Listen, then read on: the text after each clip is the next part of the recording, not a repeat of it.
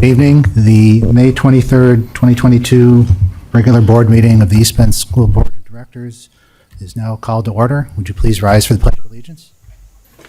I pledge allegiance to the flag of the United States of America and to the republic for which it stands, one nation, under God, indivisible, with liberty and justice for all.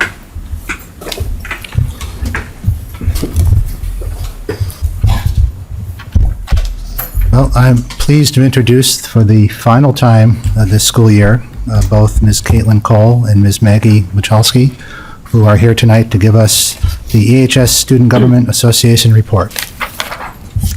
Hi, everyone. The Student Government Association recently interviewed and accepted our applicants for the spring.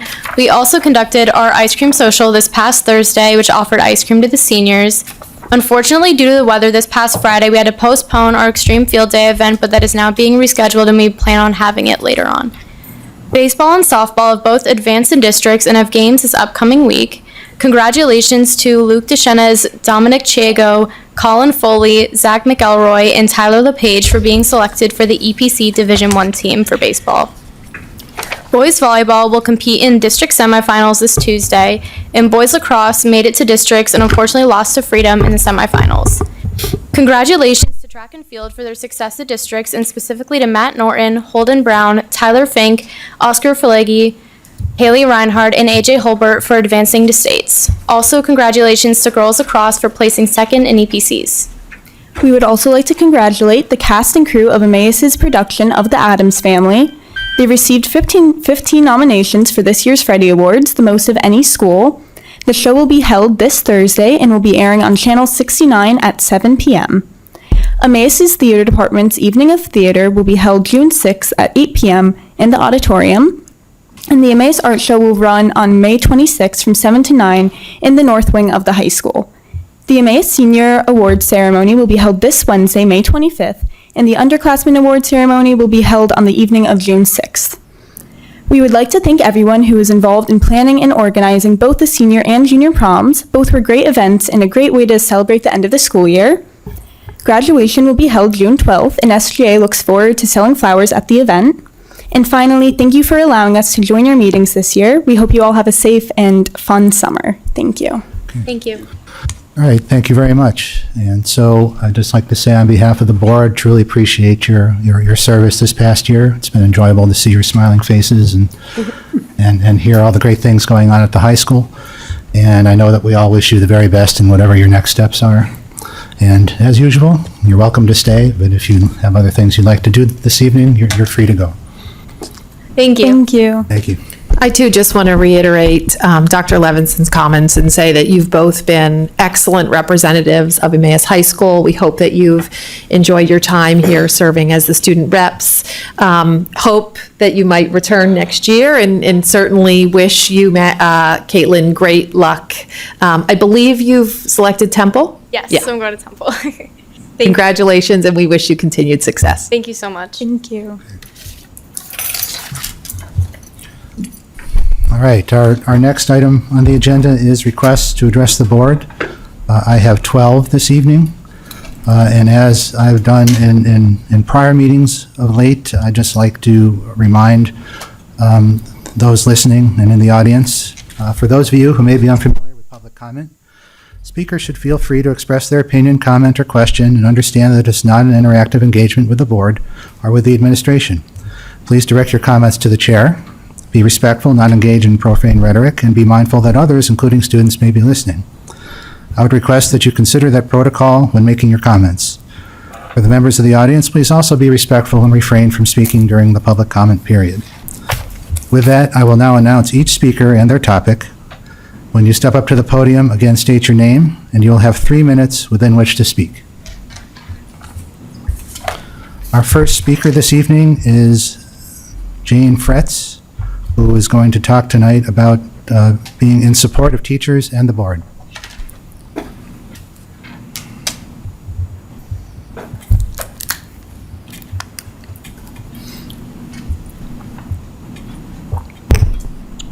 Can you hear me? Yes. Good evening. My name is Jane Fretz. I have been a resident of East Penn School District for over 50 years. My 5 children benefited from an East Penn education. I served as director on this board for 8 years in the 1980s. It was a fine board then. It's a fine board now. It has come to my attention that there is an active group newly formed in East Penn who want to limit the ability of teachers to teach. I find this disturbing.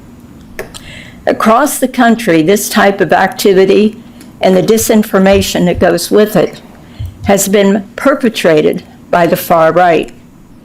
Truth is the essence of knowledge. Limiting one's thoughts and speech is not beneficial to our educational system. In the event a discussion in a classroom turns to a tragedy like we just witnessed in Buffalo, a teacher must have the option of responding without fear of being reprimanded or even fired. A complete education requires truthfulness.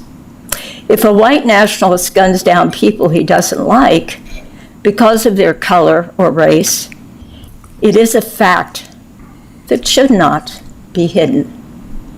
If the subject comes up, teachers should not be chastised for a discussion about it in a classroom. Banning thoughts, speech, or books that might make some people uncomfortable is not conducive to a good education and has no place in East Penn School District. I urge citizens and parents of East Penn to nip this sort of thing in the bud and refuse to accept these charges from this misguided group. It's wrong to besmirch this district and this board. I thank you for listening.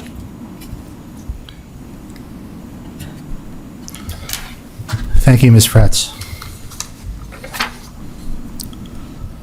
Our next speaker is Ms. Diana Reeves, who is here to talk about 7 Generations Charter Renewal.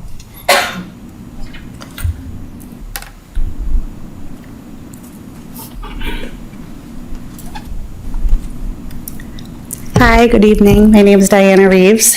I've been a resident of East Penn School District for 17 years. I have 3 kids, ages 16, 11, and 6, keeping me on my toes.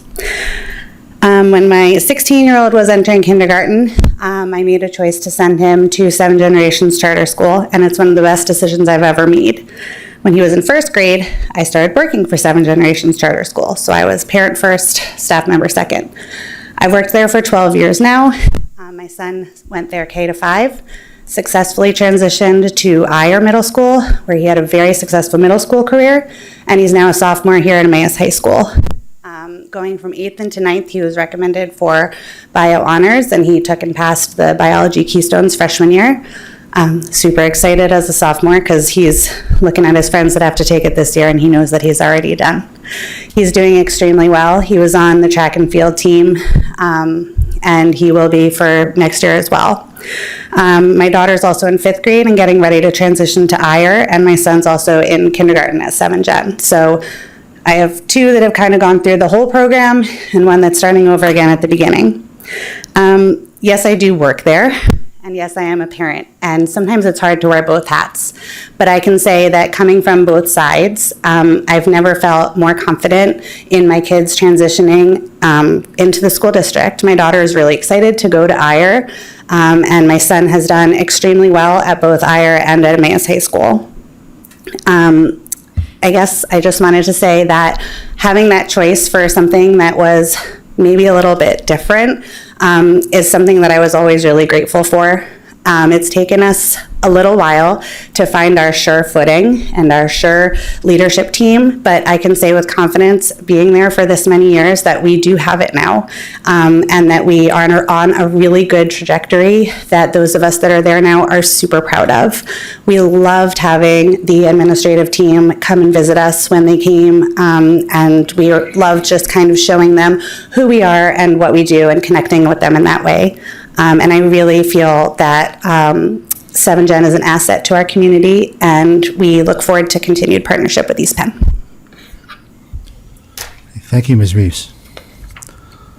Our next speaker is Melissa DeMatsis. Hopefully I said that right. Also for 7 Gen Charters. Smrinal, if I didn't, I apologize. You said that perfectly when often nobody does, so thank you. Very good. Good evening, I'm Melissa DeMatsis. This is my 12th year at 7 Gen, and I am the 4th grade learning support teacher / IEP caseload manager. Over my time at 7 Gen, I've experienced many different setups in our special education department. I started my career here supporting IEP caseload students in all grades K through 5. That involved working with groups of students in various grades on differing academic levels in a small group setting, as well as going into the classroom to support within the regular education curriculum. As you can imagine, this setup came with many different challenges. I always felt like my students and my colleagues needed more support, but I was one person with 6 school hours. But in the nature of education, we as a school looked at our areas of strength and weaknesses in order to create a stronger system. We wanted to build a special education department that could accommodate not only the needs of our students, but of their families and our grade level teams. And while this development took time, I can say with confidence that over the past 4 to 5 years, we've really created a special ed system that truly focuses on those 3 components within our inclusion model. And we don't just say we're an inclusive school, we live it each and every day. Currently, we have 1 special education teacher, caseload manager per grade level. Each of us act as a co-teacher in our grade level classrooms where we can support not only our caseload students, but all of the students in the curriculum areas. We have the ability to learn and teach the curriculum alongside of our regular education colleagues in a true collaborative model.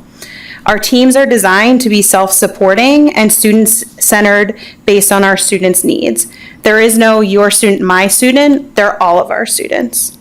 Being able to focus on my 1 grade level allows me to become an expert on my caseload students and thoroughly build positive relationships with their families so that they feel included in the education process. This is a setup where I'm confident to say that I've truly thrived as a special education teacher. I've learned so much from my students and their families, as well as my teaching team, that I'm still able to learn and grow with each passing year. Our classroom environments are engaging and collaborative. They're constantly adapting to the needs of the new student populations that enter our room each year. I would welcome anyone from East Penn School District to visit our classrooms and see not just our practice, but our school culture. Thank you. Thank you. Our next commenter is Juan Vargas, also here to talk about 7 Generations.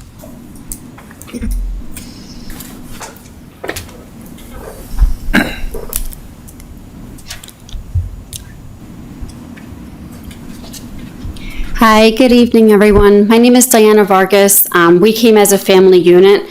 We've never been to a board meeting, so I did not know filling out that paper meant that I was going to have to come up here. So I am Diana Vargas, my husband Juan Vargas, my daughter Evelise Vargas, and my son Ezekiel Vargas, who are both students currently at 7 Gen. Evelise is the one who has something to say, so I'm going to lower the mic so that she can speak. Good evening. My name is Evelise Vargas and I am 9 years old and a 4th grader at 7 Generations Charter School. I am here tonight to speak on behalf of my school. I want to share with all of you how great our school is and why it's important. 7 Gen is different than other schools because it involves the entire community. It teaches us how to prepare for a better future, not just for us, but also for the next 7 generations to come. We have learned that a ripple effect happens when we take care of nature and our environment now. It starts small and gradually grows. We go on trash hikes through Emmaus and South Mountain to pick up and dispose of litter. Sustainability is important to the future of our Earth. Our last service learning project was the Next Trucks Recycle Challenge. Everyone collected soft plastics. We are proud to be the first place winners in the Northeast. It is cool to know that all plastic won't end up in a landfill. Our teachers are dedicated to teaching us not just the fundamentals, but also how to be an active citizen. They make learning fun. We think outside of the box. There are no bad ideas, and none are too big or too small. We do a hike-a-thon every year, and it helps us to raise money for field trips and PTO family events. It's a lot of fun. I have learned that my opinion matters. My small voice is being heard, and I can help make changes. I was selected to be President Joe Biden last year because what I wrote to him mattered. Many people talk bad about my school, and it's sad because they don't know what being a 7-Gen auditor is about. We are RC squared. That means we practice respect, responsibility, cooperation, and compassion in our everyday lives. Others learn from our behavior. Those are the values we have been taught at 7-Gen. They are the foundation of our great school. Do other schools and communities have the same values? We also have a school mascot. He is an otter named RC. I have been at 7-Gen since I was in kindergarten. I'm excited I will get to go to the new middle school. Next year in 5th grade, I will get to play in the annual field day kickball game. 5th graders versus the teachers. I've been looking forward to playing in it since kindergarten. I will also learn about beekeeping with the bees that live at our school. I am proud of our school. I wonder what exciting new things we will learn about next year in our forever home. Thank you for your time. Good job. Thank you. Thank you. Thank you.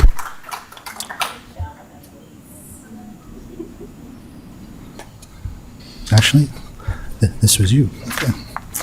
Our next speaker is Patty Mclean, here to talk about 7 Generations Charter renewal.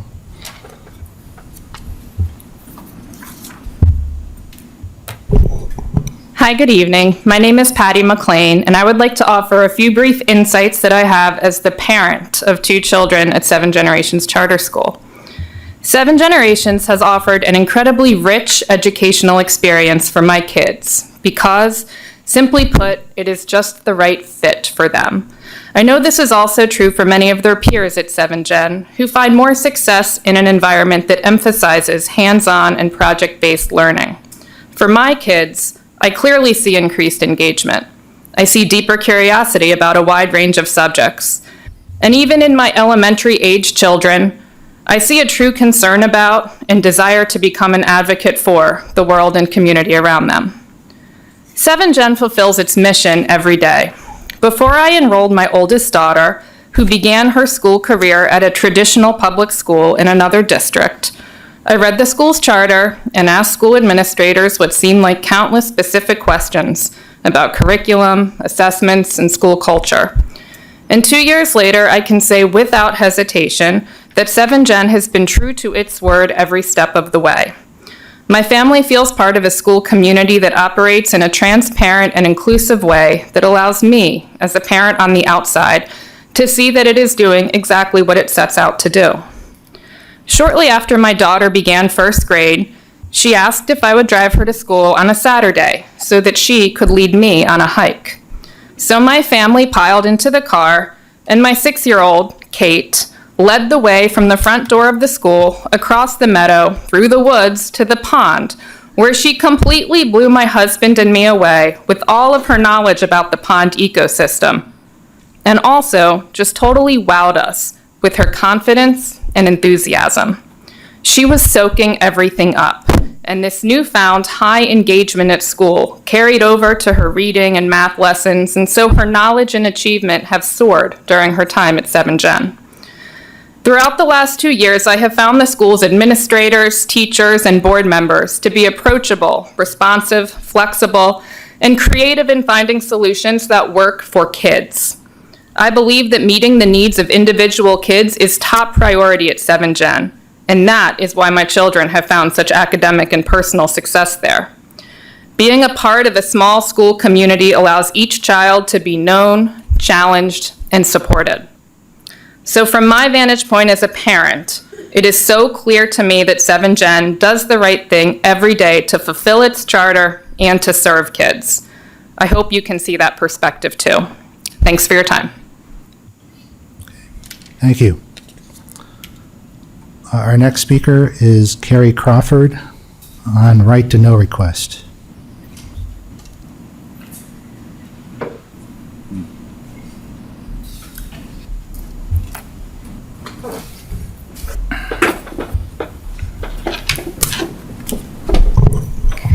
Good evening. My name is Carrie Crawford, and I reside on Timberknoll Drive in Macungie.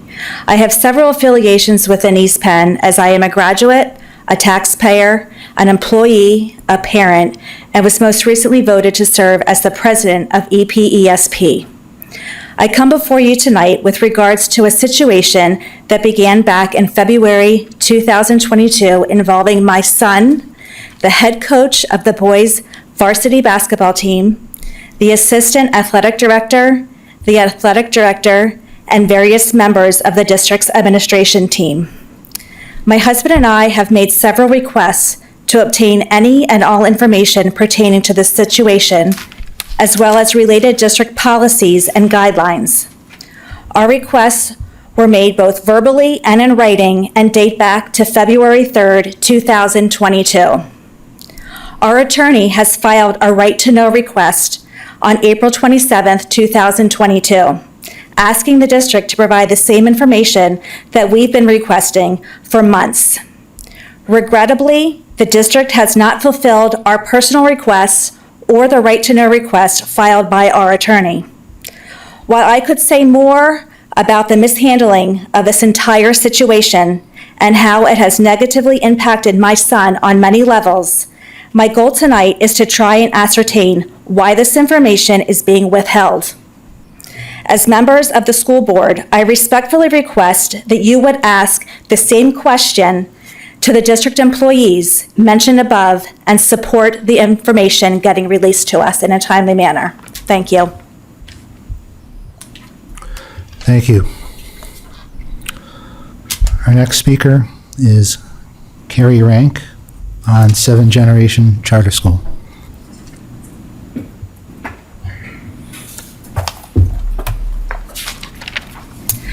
My name is Carrie Rank and I live in Emmaus. I am a parent of 3 students in the East Penn School District. I am also a 4th grade teacher at 7 Gen. I did not attend the last board meeting, but I did watch the replay of the meeting. I want to start by thanking Dr. Kimball and Dr. Povolitis for acknowledging the positive things that are happening at 7 Gen. I appreciate the time your team took during the process. I know the team spent many months looking through binders, documents, and taking the time to do an extensive on-site visit. I think very highly of the educators on the team and thank you for recommending 7 Gen for renewal. I would like to comment on some of the concerns the board members have. One of the concerns I kept hearing from board members were PSSA scores. As an educator, I know that PSSAs are one way to measure student achievement. As noted by Dr. Kimball and Dr. Povolitis, we have many other assessment tools in place that we use to measure our student growth and academic achievement. We use different assessments such as universal screening assessments, grades, benchmark data, progress monitoring, and other formal and informal assessments. We do not look at one isolated test. We are looking at a bigger picture. I would never only look at a student's PSSA scores to get an idea of how that student is performing. Something I told my students during the 2 weeks of our PSSA testing: try your hardest, do your best, but always remember you are more than one test. Another concern I heard come up was bullying in our school and comments about the middle school. Let me tell you a little bit about our school-wide behavior, positive behavior system, RC squared: respect, responsibility, cooperation, and compassion. Our school has created a universal language and recognition system. This system promotes acknowledging others when they demonstrate one of the 4 pillars of RC squared. This, along with a responsive classroom approach, has created a positive school environment. We are working daily to create a positive, safe, respectful, trusting, and caring environment. I found it interesting that bullying was brought up as a concern of 7 Gen. Now, speaking as a parent of children in East Penn, I personally have had to reach out to school administrators and this board about behaviors and bullying of students on the middle school bus. My point in bringing this up is not to talk bad about East Penn, but to show that negative student behaviors are going to happen in any school district. Through this process, our school was looked at under a microscope. Are there areas we can improve on? Yes. If the same audit was done on East Penn schools or any other district, I'm sure you would find areas that can be improved. I can say this: at 7 Gen, we are dedicated to our students and we are dedicated to giving them the best education possible. The teachers, staff, and administrators at 7 Gen are there for our students every day.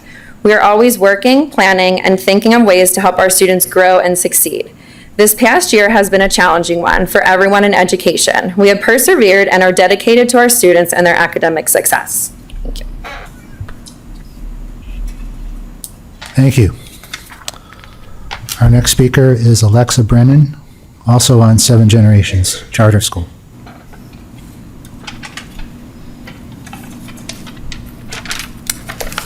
Hello, my name is Alexa Brennan, and I am a parent of 2 children.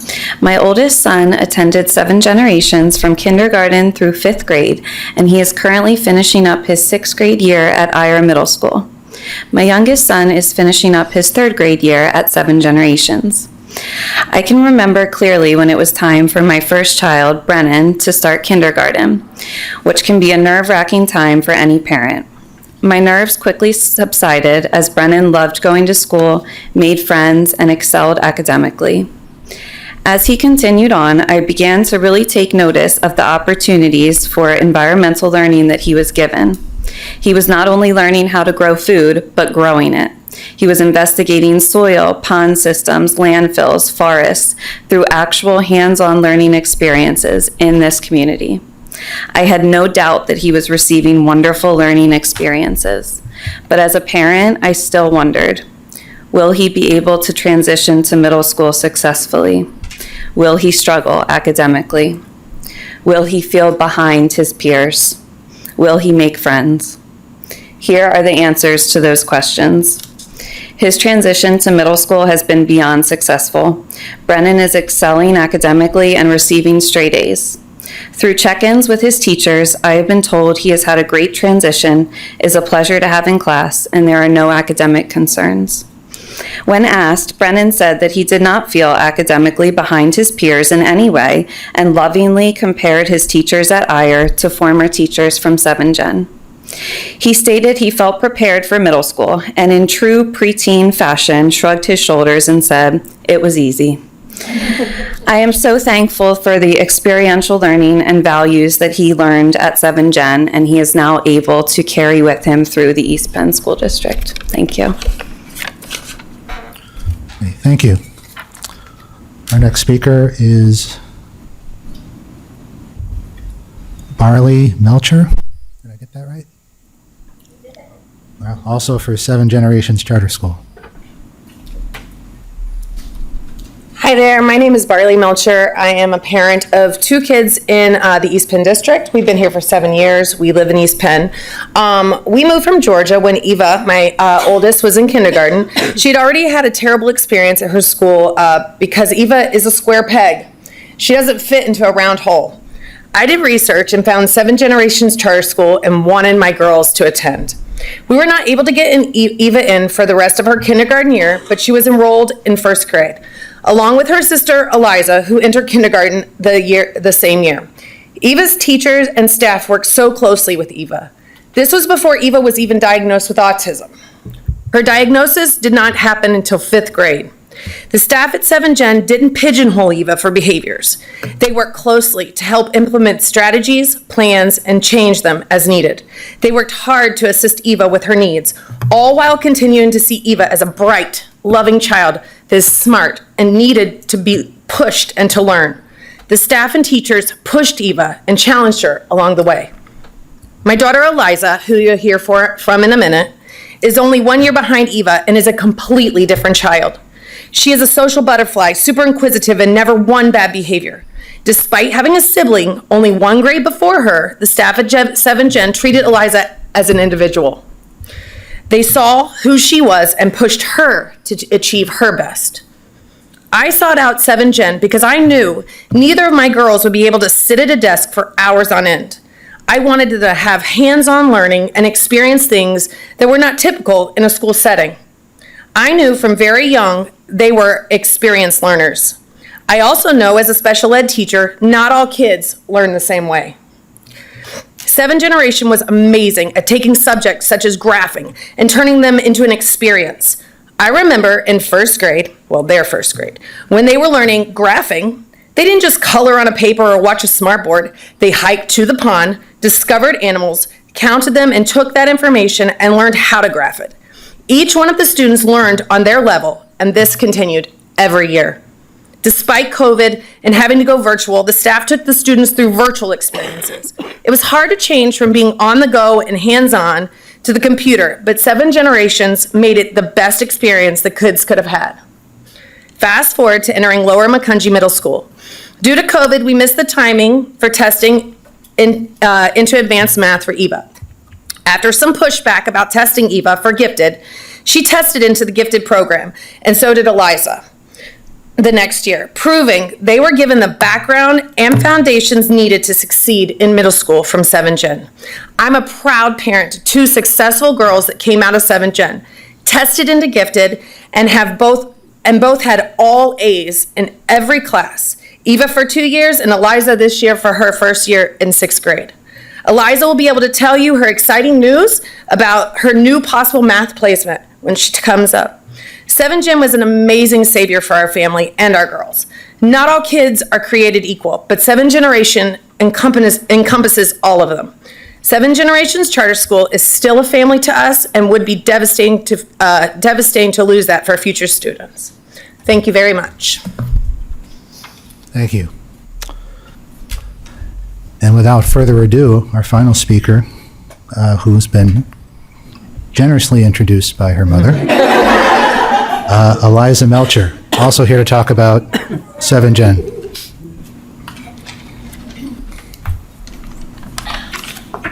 Hello, my name is Eliza Melcher, and I'm currently in 6th grade at Lower Macungie Middle School, and I went to 7th Gen from kindergarten to 5th grade.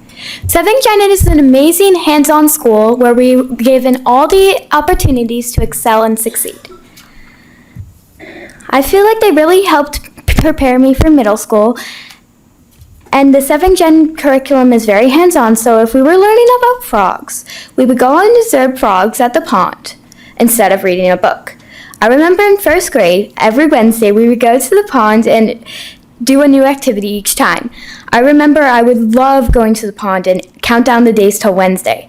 Because 7th Gen has much less kids than a traditional school, we were all one big family, and there was next to no bullying. Finally, the teachers at 7th Gen do their very best every single day to help all the kids succeed. Personally, I am in the gifted class in advanced math. Because I do not feel challenged enough in 6th grade advanced math, I will be attempting to skip 7th grade advanced math to excel to 8th grade advanced math. I can attribute all of these achievements directly to the amazing 7th Gen teachers. Thank you. All right, thank you to our commenters tonight. That concludes our request to address the board. Moving on into our agenda, next agenda item is approval of last meeting's minutes. May I have a motion? So moved. Second. Any comments, questions? If not, Ms. Allen, will you call the roll, please?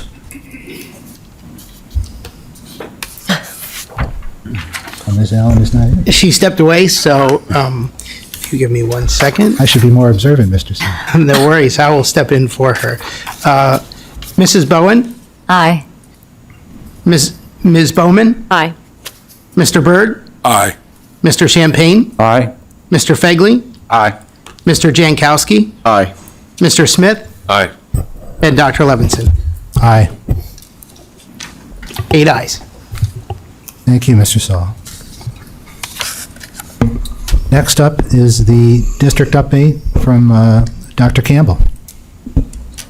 Good evening. I have quite a few recognitions that I'd like to start off with, and then I'm ending with the coup d'etat, which is really highlighting some of our phenomenal students from Eyre Middle School who have patiently been waiting for me.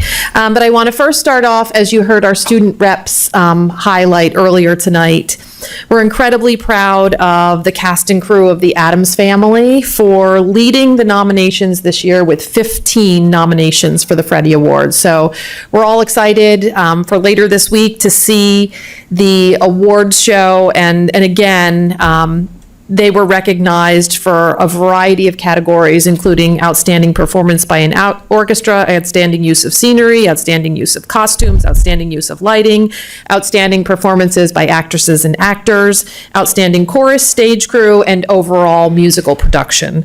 It takes a village, as you can appreciate, for such a fine performance to happen. And so I also, in addition to the phenomenal students who are a part of the cast and crew of the Addams family, I also want to recognize Jill Keebler, our director, Julia Wallace, who's our music director, Chris Kohler, who's our set designer, Diane Dodonna, costumes and props, and also student Ashley Westgate, who is one of our choreographers. So again, congratulations. We have our fingers crossed for later this week.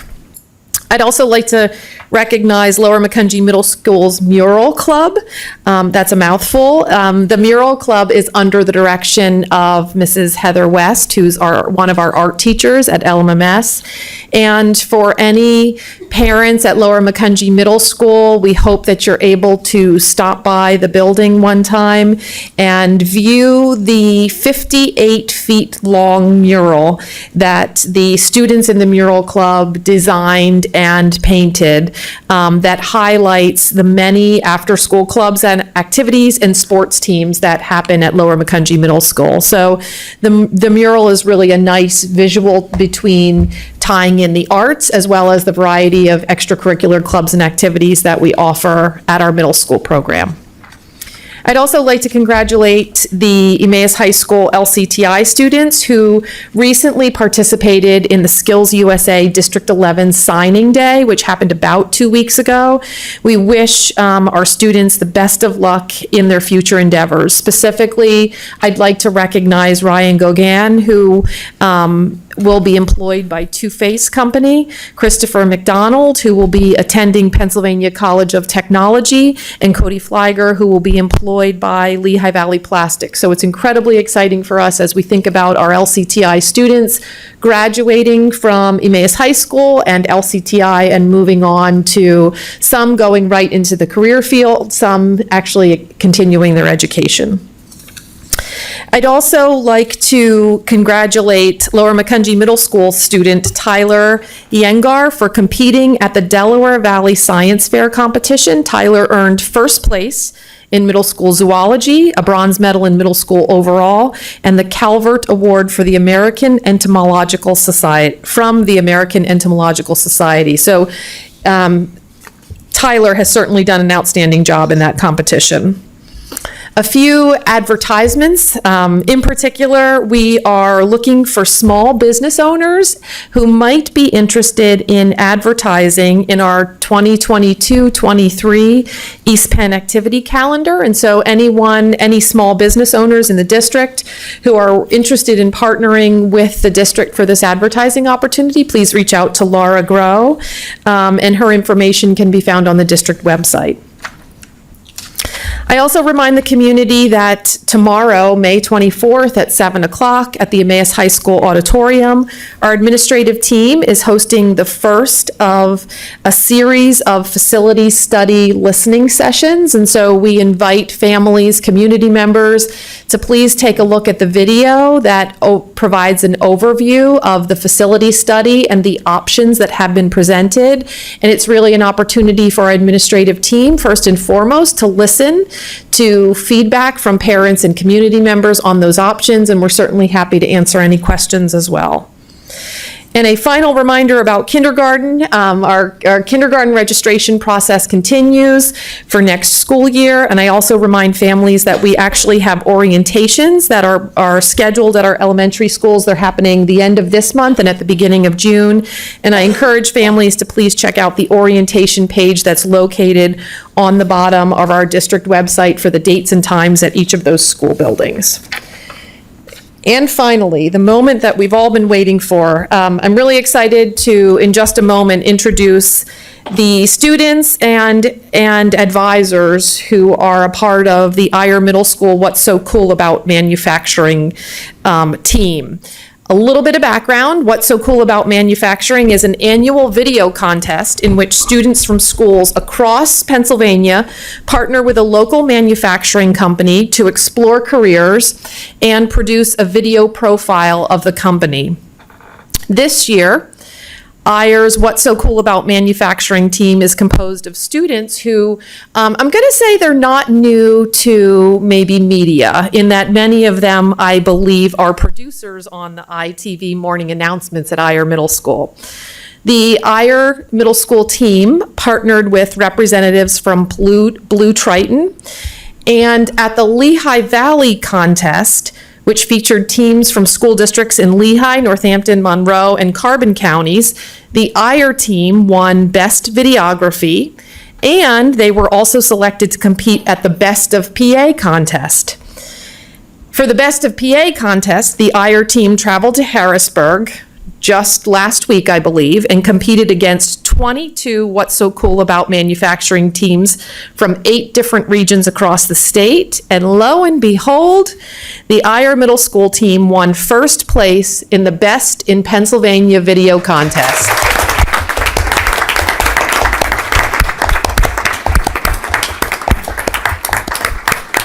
And so they are proudly here. Elle Bagley, Elle, hello, Elle Bagley, Ryan Feldman, Kaylee Granitz, Abigail Jeter, and Varun Rajam. And I also want to recognize and thank our advisors, Nicole Gillen, Brian Scholl, and also our IR principal, Mr. Tom Roof.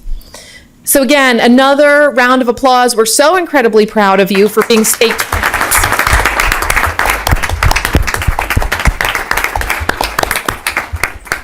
We appreciate you bringing in your awards as well and sharing those with us. And in just a moment after the photo op, we are going to share with our audience as well as anyone watching our board meeting your great project. And so we're really excited to see the video. Although I will say this is about the 50th time I'm watching it because I really enjoy it.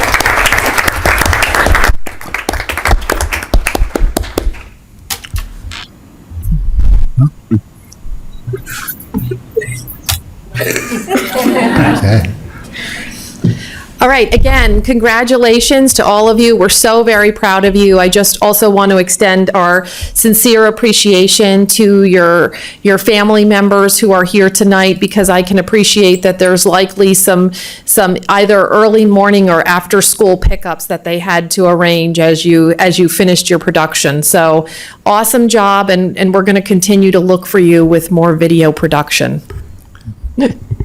Thank you.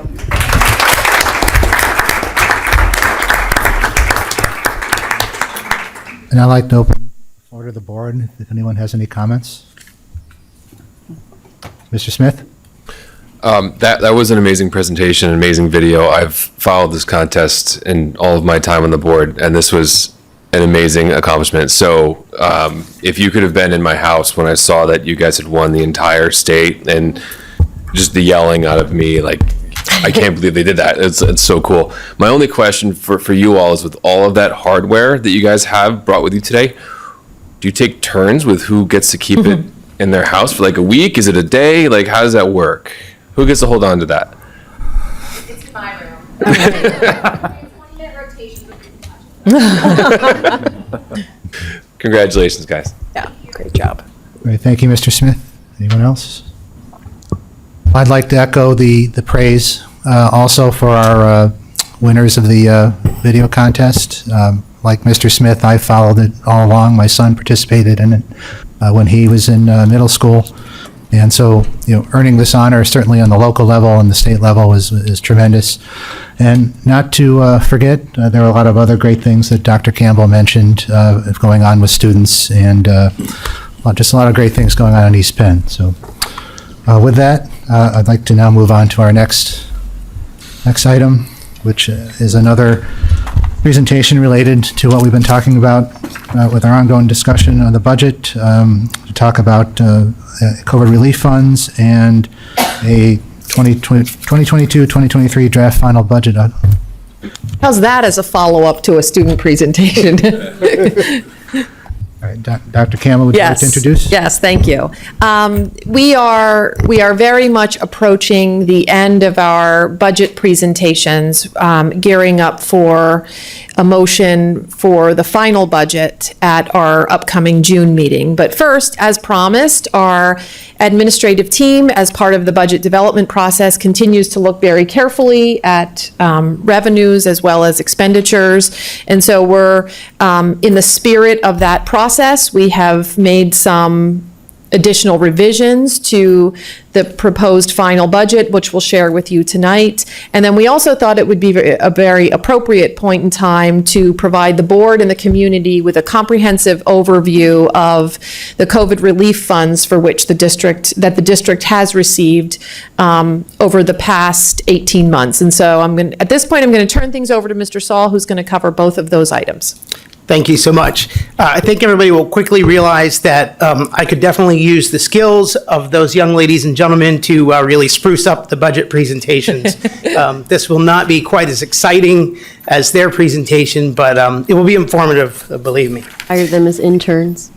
There you go. As Dr. Campbell said, this evening we wanted to give the board actually two separate things in this presentation. First was an overview of the COVID relief funds, past, present, and future. So we'll touch on the 12 individual grants and nearly $1.65 million that has been allocated East Penn School District thus far in terms of COVID relief funds. I wanted to touch on several definitions or acronyms that are used. There are two administrative agencies that we've dealt with. That's the Pennsylvania Department of Education and the Pennsylvania Commission on Crime and Delinquency. There have been three individual pieces of legislation that have authorized relief funds. The first one was the CARES Act, which was enacted in March of 2020. The next one was the CRRSA Act, which was authorized in December of 2020, and then finally the American Rescue Plan, or the ARP Act, which was authorized in March 11th of 2021. All three of those contained an elementary and secondary school emergency relief fund component, which we refer to as Esser. CARES had Esser 1, the the CRRSA had Esser 2, and the ARP Act had the ARP Esser. Occasionally you'll hear that referred to as Esser 3, but it's the ARP Esser. And then finally, there's another component, the Emergency Connectivity Fund, which we also have access to some relief funds. I'm going to go through these. I'm going to just touch on some highlights. Certainly don't want to go through these item by item. The first grant that we received was a state grant. It actually wasn't a federal grant. It was immediately following the declaration of the pandemic. The state stepped in and awarded grant funds to the school district. These were administered by the Pennsylvania Commission on Crime and Delinquency. And so this really was the first, post March 13th, 2020 grants that were awarded. Again, I'm not going to necessarily go over the individual items that were purchased with these grants, but you can look at those with your leisure, or at your leisure. The next grant was the first federal the first federal grant, which was authorized under the CARES Esser 1. This was still administered by the Pennsylvania Commission on Crime and Delinquency. What I want to point out about this is the first one where we see something called an equitable share. The equitable share was, in the early grants, we had to share, like we do with our Title I funds, a portion of that with the non-public schools that receive Title I funds. So you can see here an equitable share. Several of the early grants had that, and then we'll see that actually goes away because as the later grants were awarded, there were direct funding mechanisms for the non-public schools. The next grant was the first one administered by the Pennsylvania Department of Education, and I point these out because each of the administrative agencies we dealt with had their own way of reporting, their own style of reporting, their own set of rules. So I just wanted to sort of point out some of the complexities that we've dealt with in dealing with these 12 grants. Again, you see an equitable share. This was the first one where there was actually a lot of flexibility built into the federal legislation in terms of how we could use it. We used this grant to pay for salaries and benefits of teachers teaching fully remote students.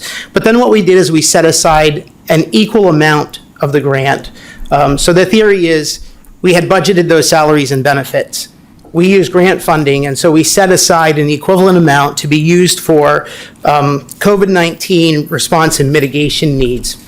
And we'll see this a little later when we get to slide 16. We'll talk about that. Internally, we termed that as the CARES offset funds. And you'll see how we spent those dollars in terms of the COVID mitigation and response.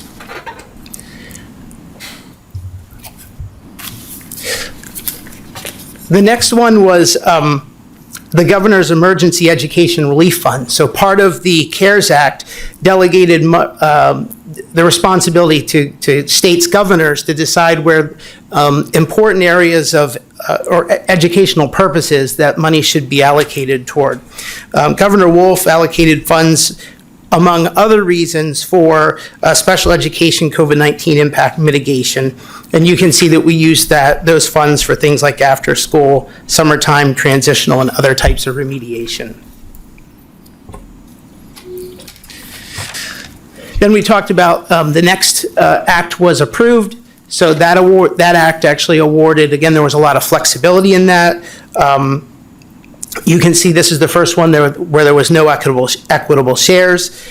Like the CARES Act, the first CARES Act, we used this to maintain existing staff, which was an allowable use under this grant, and we used it to pay staff and salaries and benefits of those staff. Similar to the CARES Esser 1 funds, we set an equivalent amount of funds aside in what we've internally call the Esser offset funds. And again, we'll talk about those offset funds in just a few minutes. Then along came the American Rescue Plan. The American Rescue Plan, again, allocated funds.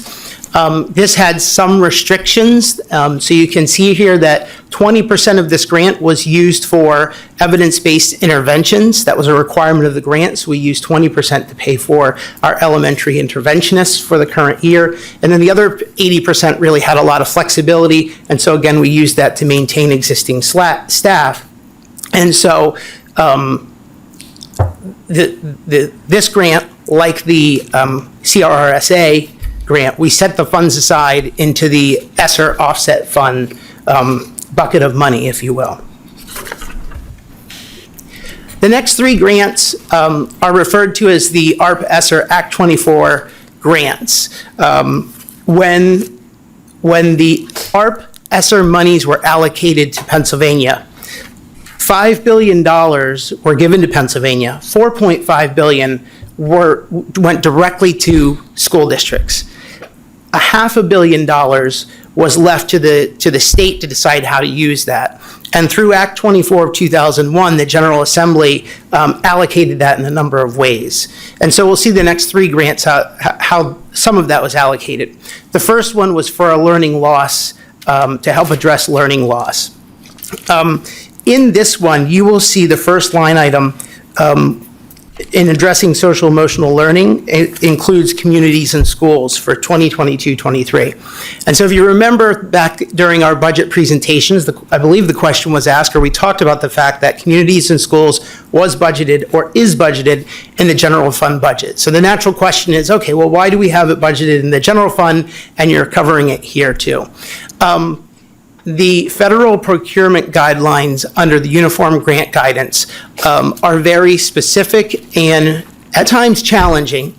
So we're working through navigating those challenges. For instance, anything over $10,000 requires 3 competitive quotes. This is a service that is not available from multiple providers, and so in trying to provide 3 competitive quotes is challenging. I have talked to Solicitor Fisher about using a sole source procurement methodology.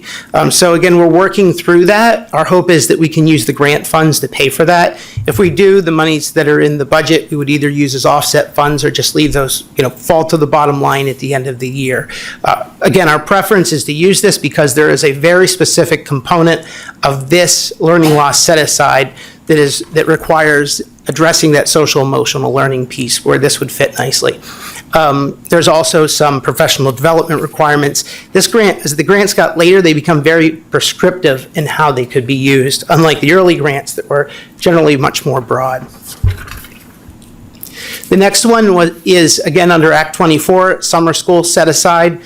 These funds are specific to summer remediation programs, and so this particular grant we're planning on using for this summer's summer program for the summer of 2022.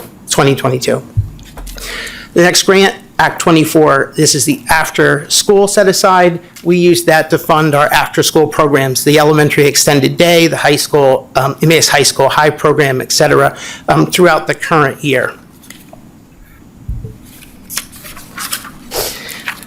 There's also a piece of funding that was passed through the Individuals with Disabilities and Education Act, IDEA. So this is an IDEA that's specific to the American Rescue Plan. It's apart and separate from the regular IDEA that we receive from the intermediate unit. Again, you can see the uses here. The first 4 items are things that we actually paid for during the current year, and we've talked about those in the past, both during current year budget development and as things have arisen during the current year. And then there are 2 things slated for next year.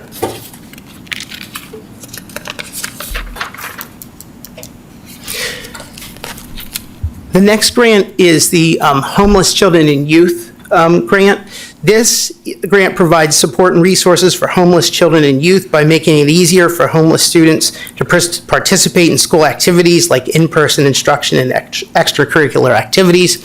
So again, when we looked at where the greatest need was in terms of homeless students, we came up with the items you can see listed here. This grant actually was the final grant that was just approved last week or 2 weeks ago. So this grant is actually now approved. All the other grants were approved previously in terms of our use of funds. The final one is the American Rescue Plan Emergency Connectivity Fund, or the ECF. This is actually, this is different from all the rest of the grants where there's not a specific amount allocated to the school district, but it's by application. So when we have expenditures that meet the need, the grant ability, we submit for those. And so you can see that we have submitted for some reimbursement. Again, the restrictions on this are not quite as broad as some of the earlier grants. So it's not like we can just apply for every device we purchase. It's very specific. So earlier we talked about how we we set aside funds for specific purposes. We call them the offset funds. I listed for the board and community in this presentation the specific uses. So remember, the CARES offset funds was that first set of grant monies that we received, and we used these funds primarily throughout the summer of 2020 and then the fall and the 2020-2021 school year. For that COVID-19 response and mitigation, such as preparing to reopen schools, sanitation, social distancing, all those things that we were dealing with, when we returned to school after the what I'll call the epicenter of the pandemic. And there's 3 slides here. You can see all those items listed. At the end, you can see, our total COVID-19 expenses with regard to that early period was a little over $600,000 related to the grant. We actually were very close. We went just a little over. That amount was covered by our regular budget. Next is the Esser offset funds. Again, I'll remind you that these are the funds that were related to the Esser 2 and the ARP Esser. And you can see the amounts listed at the top of this slide in terms of total. It totaled about $8.4 million. And you can see the current year expenses, the items that we have spent monies on this year and continue to, actually until the year's finished, we are still paying salaries and benefits.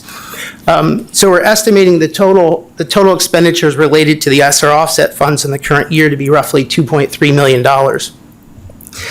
Then you can see some math that shows the total $8.4 million less the $2.3 million. There's about a little over $6 million remaining. And what I'd like to do is just, as they say, put a pin in that number, because I want to come back to that. This number becomes important in terms of part 2 of our presentation, where we're going to talk about the budget for next year. And then finally, with regard to COVID relief funds, on slide 21 is the planned expenditures for the Esser offset funds for 22-23. If you compare those to the current year, you'll see that many of them are very similar, the same as the current year. There are some expenditures at the bottom related to summer learning, which will supplement the grant we talked about earlier, the Act 24 summer learning grant. So that really, very quickly, is a high-level overview. You have, now in this presentation, very detailed information related to those grants. We're roughly, if you figure 2020 was the start of many of these. We can expend the funds through 2024, so we're roughly halfway through. So I would call this like the midpoint update, and I anticipate then we would come back to the board. With regard to the offset funds, we'll be talking to you as we work through budget again the next few years. But in terms of grant, I envision we would come back and present to the board sort of a final update about how the grants were closed out over the next period. So part 2 of the presentation is the 2022-2023. I've termed this draft final budget. You'll recall last time it was the proposed final budget that the board approved. That's actually sort of frozen in time. We've advertised that. That's on public display. But this is an updated version of that. So it's sort of like the draft of what you'll be presented with on June 13th. With regard to the Esser offset funds, the funds that we set aside, we need a way to track those in our budget. And the way we do that is through the use of a designated fund balance. Because we haven't talked about various fund balance classifications a whole lot in the past, I wanted to just take a few minutes to talk through what they are, how they're used, what our current classifications are, and then how they get applied to the budget that we're currently working on for 22-23. So there are 4 fund balance classifications, going from very restrictive to actually not restrictive at all. The first one would be restricted. These are funds that we have at the end of the year, or we're carrying in our fund balance, that are either legally restricted or restricted by outside parties.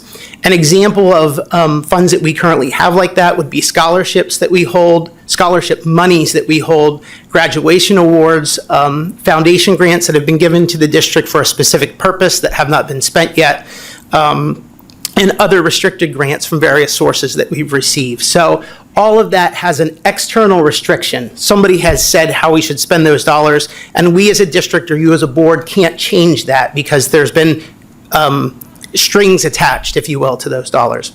The next is committed. Committed funds are set aside or established by the organization's highest decision authority, which in this case, in the school district, would be the school board. The assigned is something that a member of the administration can do, is assign the fund balance. The difference between the two is, the committed, the board has a higher level of authority. If the board commits funds, the administration can't just unilaterally change how those are used. The board has to, or the administration would need to follow the board's wishes. And then the unassigned is essentially what's left at the end of the day, or what's available for any purpose. In terms of our budget, I talked about the restricted. The committed would be those monies that are in those Esser offset funds. The assigned is the difference between, in next year's budget, between the revenues and expenditures. So if your expenditures exceed your revenues, and that's inclusive of budgetary reserve, because ordinarily for our purposes, we remove budgetary reserve because we don't plan to spend it. But for fund balance, you have to assume, what if I spent all of my budgetary reserve and I spent any deficit? Where would I be? And so the assigned amount represents the difference between your total revenues and your total expenditures. And again, unassigned is anything left at the end. So let's take a look at this and apply it practically. So I apologize that this is so small, but I just wanted to, again, go over this. So if you look at the restricted fund balance row, you can see $141,000 in the 22-23 column. That was the amount per our audit for the 2021 school year. And so that's just carried forward because, again, with those restrictions, we're not exactly sure how much of that will be spent or not spent by the time we do the next audit. So we just carry that number forward. Next, you'll see the committed fund balance. So if you look at the estimated ending committed fund balance, that number is equal to the amount that we said we had left over from our Esser offset funds. Mm-hmm. So essentially, that line is the pot of money that we're carrying forward from year to year. So what happens is we put it in our fund balance, and then we will have basically deficit budgets in the amount that we are using for each year over the next 2 or 3 years that will spend that line out of the fund balance. In a budgetary accounting standpoint, that's really the only way to carry funds forward and designate them for a purpose.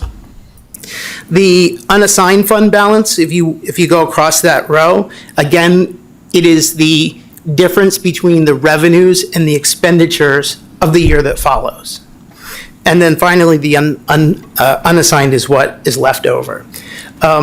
So you can see we've developed this out. We never really had this level of detail in our long-range plan.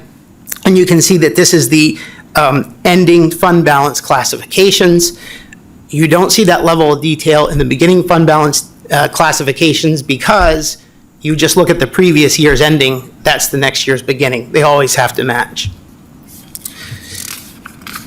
So again, just to emphasize this point once more, in the committed fund balance, you can see as you go across the assumptions in terms of spend. So you can see that going from the current year ending to next year's ending, there's a reduction of $2.6 million, which is the amount, if you look back on slide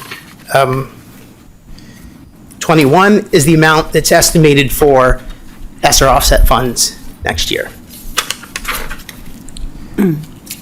Now I just wanted to talk about the changes. Board, you're familiar with this process. As we update the budget, we keep a running tab. So I wanted to highlight the changes to the budget that have been made since the last meeting. The first item is something unique, which I've never seen bringing to the board in May. Typically, we see our assessed values go up, but due to a large appeal by a commercial property that was settled between, quote, last month and this month, we actually had a reduction in assessment from the prior month. So we see a reduction in terms of dollars that we'll receive in taxes. In terms of millage rate, this represents a reduction in real estate tax increase from 3.6% to 3.0%. So the real estate tax increase is presently now at 3%. The next thing is the state tax refund. I have rebate there, but it's the property tax refund dollars, which is the gaming monies that were established by Act 1 of 2006. The gaming fund apparently has performed better than it had in the past, and so there are more funds for the state to give to school districts that in turn school districts then offer as reduction in school real estate taxes. As a side note, there is one concern, or there are concerns out there that this is a one-time windfall, and so next year there won't be as much available in the gaming fund, and so while this year there's additional relief for taxpayers, if that amount goes down, the amount of relief would decrease for taxpayers. So taxpayers could then see an increase in their tax bill, even if the district didn't do anything, simply related to the relief fund. The next addition is we talked about this when we went through the COVID relief funds. It's the ARP IDEA revenue. That's the specific revenue for next year. We'll see an offsetting expense. The basic education subsidy, and I'm going to skip down one to the special education subsidy. We talked about this a little bit last month. I shared that my philosophy had always been to sort of hold harmless and not increase that. There was, some questions from the board about, could we look at that logistically? So after the meeting and reflecting and going back and looking at, historically, we have seen an increase in most years. Actually, in 2020, the COVID year, we did not have an increase. Administratively, we felt comfortable putting into a 2%, estimated 2% increase.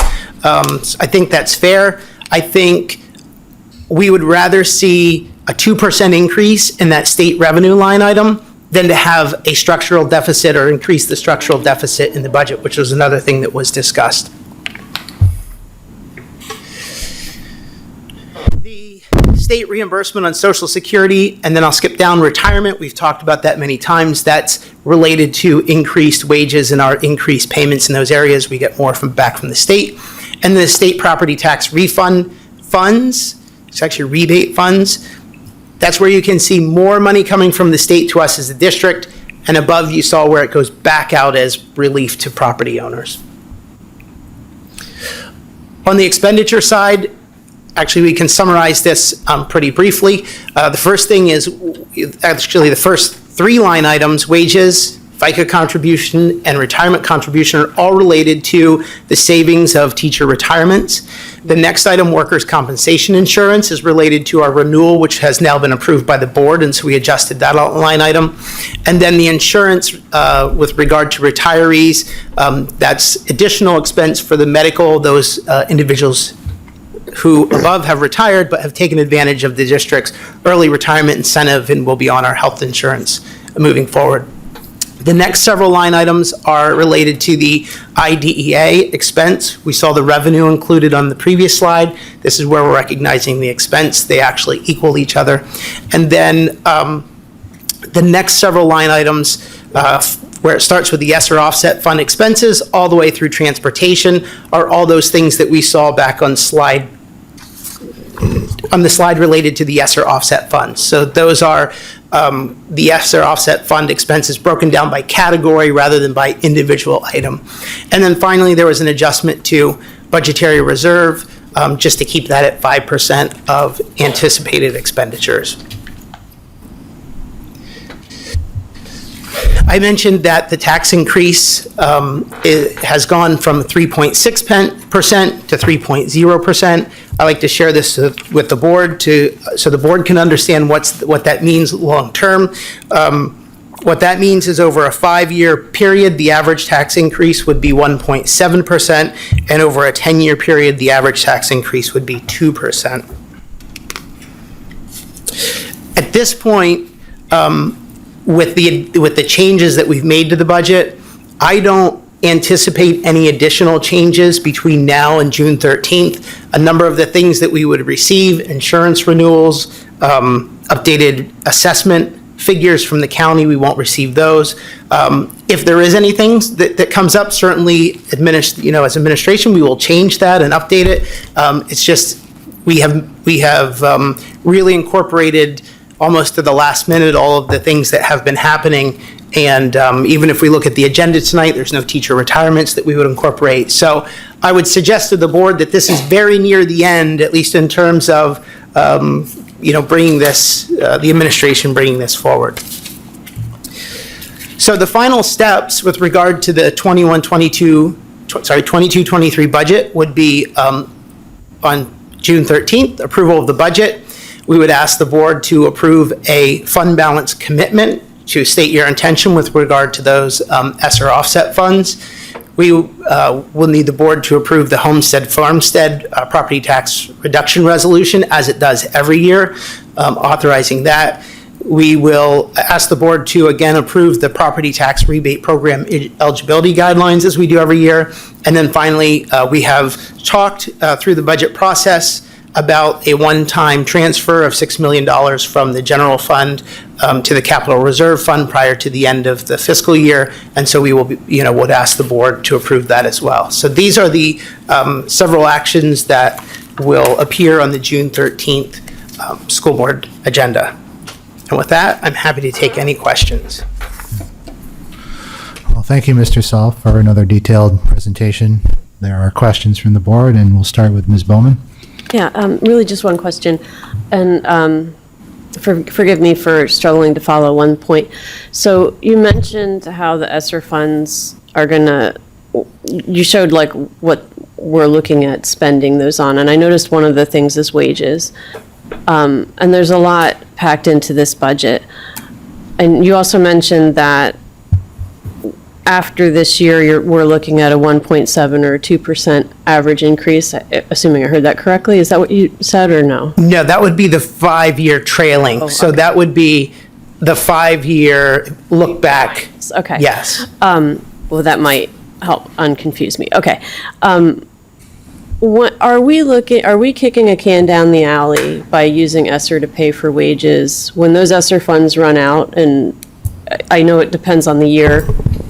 But several years from now, suddenly our wages are going to still have been going up, but the money that's paying for them will be gone. And then what are we looking at? I guess in response to that, a couple of things. One is we have continued to emphasize internally that those funds are, quote, one-time funds. Now, maybe they're one-time funds for a year or 2 or 3 years, but they're one-time funds. I guess the other thing that articulates the point that we recognize that they're one-time funds is we continue to fill those positions with 1-year contracts. We have not filled them with, permanent contracts. So I would offer those two as an explanation. So theoretically, when those funds run out, so do those positions. And we're not looking at a hefty tax increase in order to pay for existing staff. Correct. We have, from the beginning, we have really tried to emphasize not creating a fiscal cliff because that occurred with many school districts in 2010, 11, 12, and we don't want to relive that piece of history. So we continue to look at that. We continue to evaluate our needs moving forward each year, and we continue to commit to these are one-time funds. Okay, thank you. And one, I don't know if this is a request or just an ask.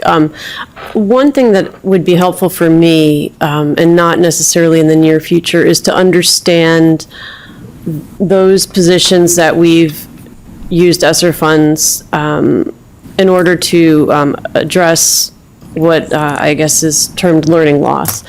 it would be helpful for me as a board member to know if those efforts, how we feel about those efforts. Are they working?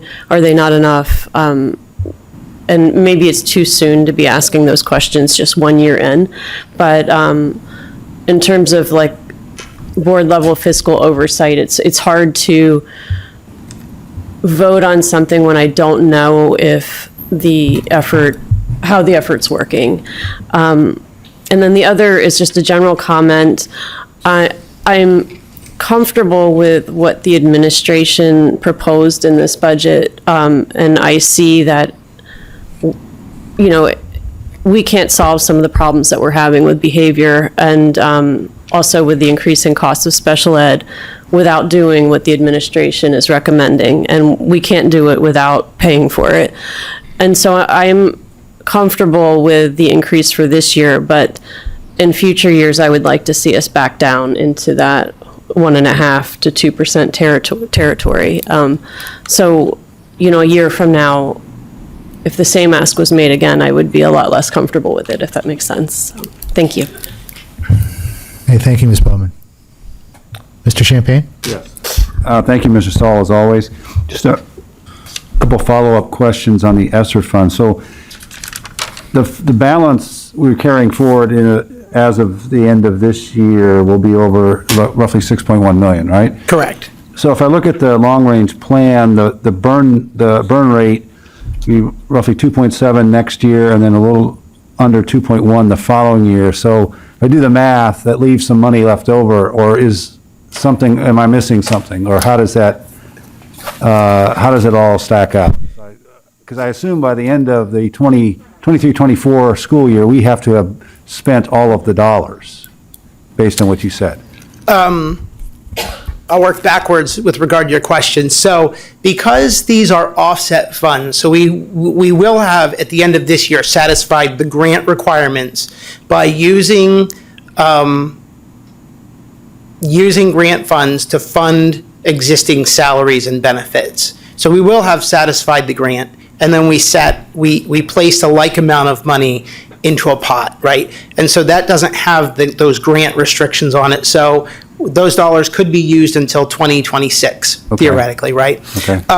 But you're right. I mean, the approximately 3 years at the current program. So the program that is laid out, and what I'll say is actually for next year, we could extend for 1 more year. Now, what I can say is internally, we haven't even talked about the following year because we continue to evaluate all of these interventions and their effectiveness and whether or not we would want to do those same things in the 3rd year. It's certainly possible we could come back to the board and say, you know what, we want to scale this back by 1/3 or 2/3, so we want to spend 1/3 of this, and we want to extend it 2 or 3 more years out because that would be a more effective way to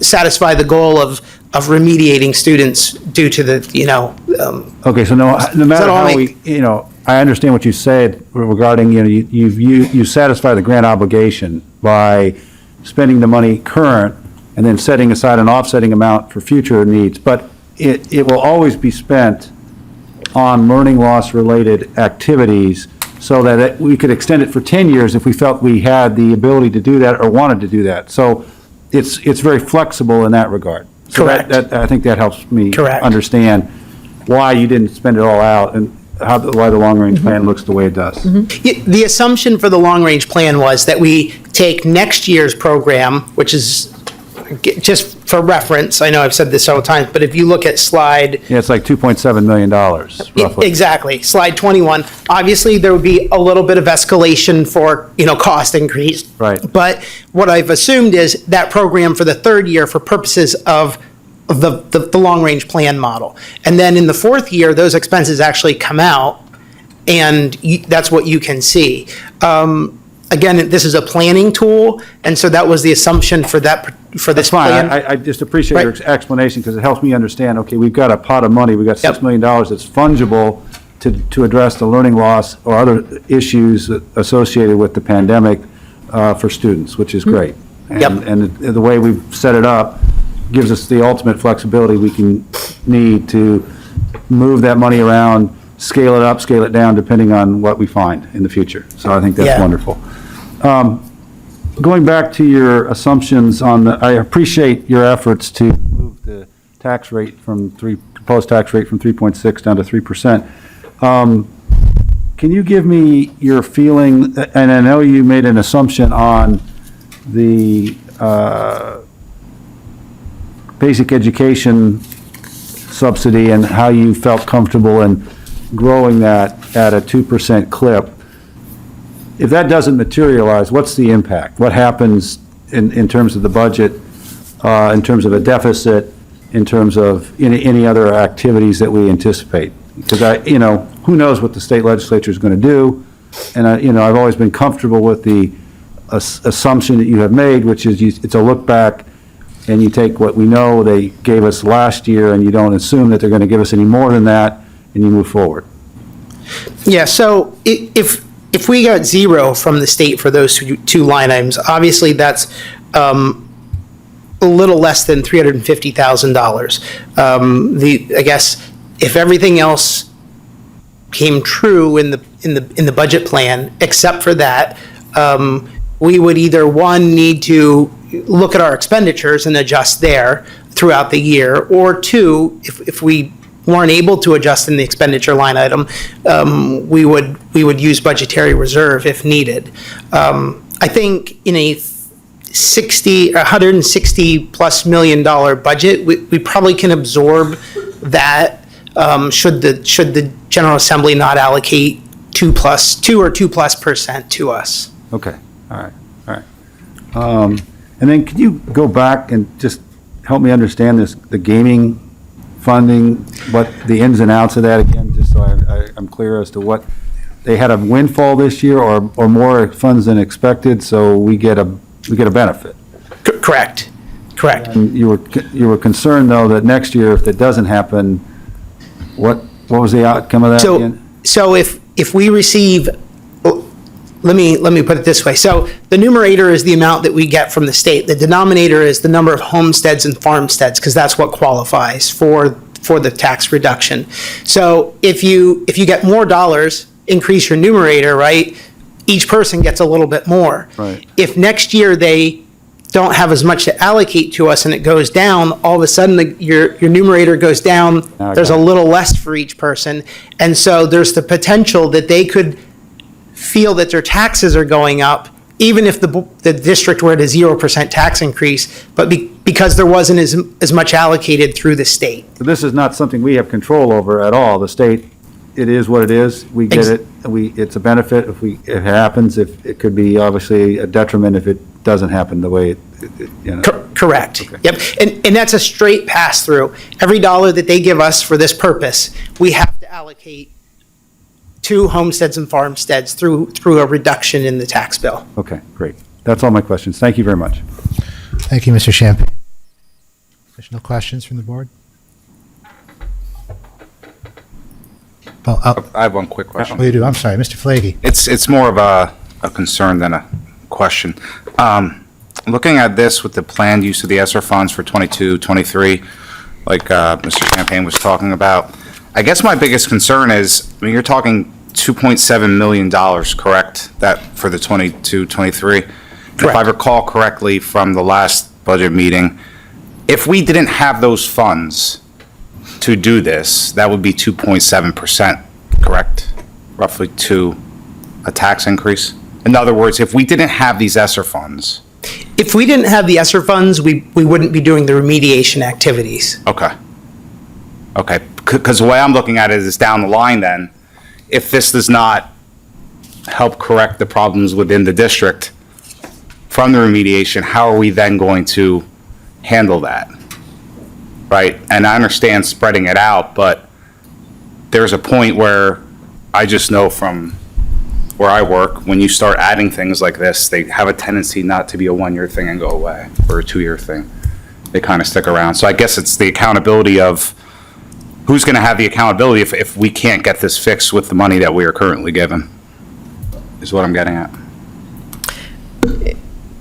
I appreciate the question and the observation. And in some ways, to reiterate what Mr. Saul had explained early, very early on as a team, we identified the goal of using ESSER funds to address learning loss, student learning loss, that we recognize as a result of the pandemic. And so, again, just to state that, you know, in your presentation that you saw tonight, slides 20 and then 21 really represent positions and programs that prior to having COVID funds, we in East Penn did not have.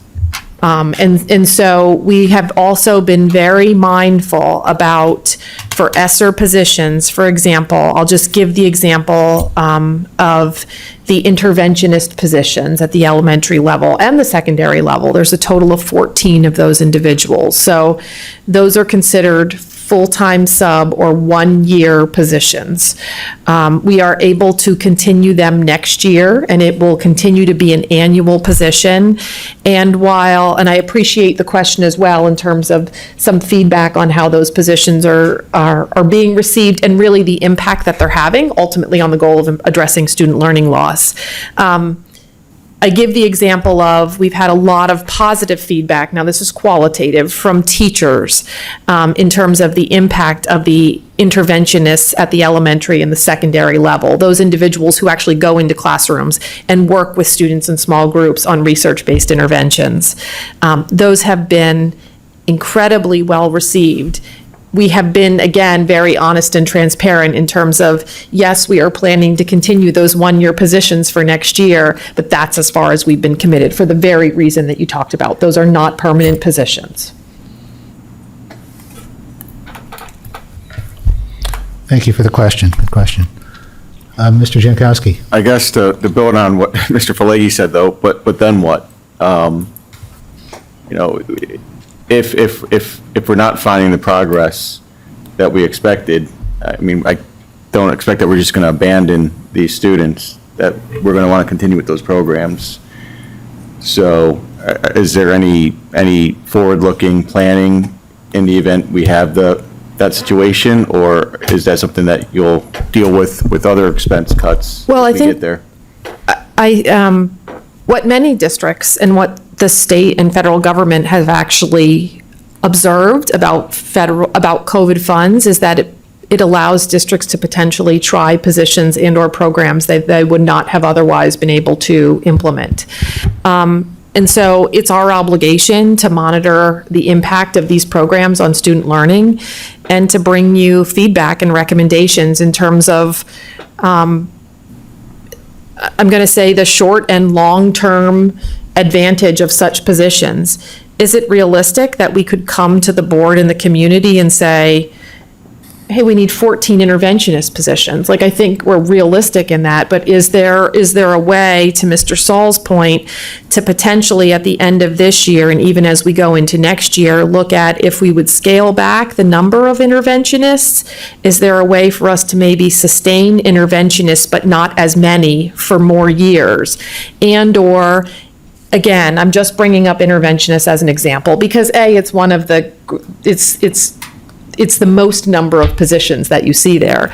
But also for us to then, over the course of the next year, begin to strategically plan for, do we see a long-term need for such positions, not 14 of them, but such positions in the organization, and is there a way to strategically build them in over time? I'm not saying that's administration's intention at all. Again, I'm just saying, like, when asked the question of, hey, what if these positions are really valuable to the organization and to student learning? What then? Do we just stop it? Do we just drop it? I think we have to continue and work through a budget process in a transparent way that we've done not just this year, but in the past several years. Mr. Smith? Not to belabor this particular point too long, but I think one of the, if you look at how we approach these funds and how we use them, you know, I don't have a broad working knowledge of a lot of districts and how they may have used it, but a lot of districts, I'm speculating a little bit, but probably threw some of that money at programs and resources and things to provide students to do that remediation piece. And we chose to use that on a lot of that on people, and change the kind of make it an additional layer to our instructional processes, where we made a deliberate choice to take some of our most veteran, talented teachers and make them the interventionists, where the Esser funds were used to be placed into long-term subs in the classroom. No, we're not going to, at the end of this, get to a point where nothing worked and we're somehow going to have to fund 14 positions. None of us, I think, would have even the slightest of an appetite for that. But worst case scenario, I think that the way that we've chosen to approach this has set us up for a little bit of success in that, and I mentioned this back when we were looking at how we were going to use these monies originally, in a time period where teacher colleges, the number of graduates are just falling off of a cliff, and the pool of talent with which to draw from is becoming increasingly scarce. At the end of when these monies are no longer a part of what we are going to be able to use for our students, we will have had a close, intimate look at the talents of 14 individuals that other districts are not going to have. So when we are backfilling retirements and resignations, we'll be able to get a really good feel of, on the backside of this, who is going to be the best resource and asset for our students that we otherwise wouldn't have had. And I think that other districts that may have thrown some of that money at programs and resources, if they end up with that same situation, they're going to be back at square one where, okay, well, program ABC didn't work. Now what? And they're going to have to be back at the square one and starting over again.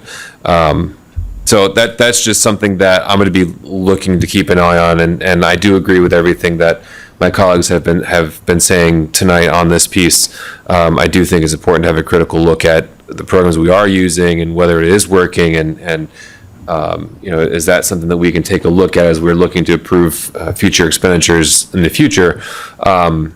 But that's just another silver lining, I think, that I'm going to be looking forward to seeing as we get to the end of this. Thank you. All right, thank you, Mr. Smith. Any additional comments? Mr. Byrd? I just have one comment. I'd like to thank Mr. Saul for his presentation. I've had a lot of questions about how ESSER funds will be distributed from the community, but I appreciate you delivering that report tonight. Thank you very much. Okay, thank you. Well, I'll just say in closing, I do appreciate the questions from my colleagues. I appreciate the answers that were provided by the administration. I do hope moving forward that the, in some ways, Herculean efforts that we're doing these years to address the learning loss issues and remediation that's required to help our students along do pay off, and do pay off quickly. And to Mr. Smith's point, I think this is a good way, or a good method to create a proving ground for future talent to come in the district. So I think that was a good point. So we'll also think optimistically on that. And I'll also just reiterate my gratitude to the administration for continuing to look at the numbers, and I'm grateful that we were able to come down off of 3.6 to 3.0. And who knows, maybe another windfall will come in, we'll see. But anyway, thank you again, and if there are no further questions, we'll move on. Great, thank you. Next item on the agenda is personnel. I'd like to get a motion, please. So moved. Second. Any comments or questions? If not, Ms. Allen, will you call the roll? Ms. Bowman? Aye. Mr. Byrd? Aye. Mr. Champagne? Aye. Mr. Falegi? Aye. Mr. Jankowski? Aye. Mr. Smith? Aye. Mrs. Bowen? Aye. Dr. Levinson? Aye. 8 ayes. Next item on the agenda is business operations, items A through D. If there are no objections, I'd like to take all those items in one motion. So moved. Second. Any comments or questions? If not, Ms. Allen, will you call the roll? Mr. Byrd? Aye. Mr. Champagne? Aye. Mr. Falegi? Aye. Mr. Jankowski? Aye. Mr. Smith? Aye. Mrs. Bowen? Aye. Ms. Bowman? Aye. Dr. Levinson? Aye. 8 ayes. Thank you. Next agenda item is curriculum. I'm going to take items A and B separately. May I have a motion for item A, educational conferences? So moved. Second. Any comments or questions? If not, Ms. Allen, you call the roll? Mr. Champagne? Aye. Mr. Falegi? Aye. Mr. Jankowski? Aye. Mr. Smith? Aye. Mrs. Bowen? Aye. Ms. Bowman? Aye. Mr. Byrd? Aye. Levinson? Aye. 8 ayes. Item B under curriculum is the 2021 to 2024 Special Education Comprehensive Plan. May I have a motion? So moved. Second. Any comments or questions?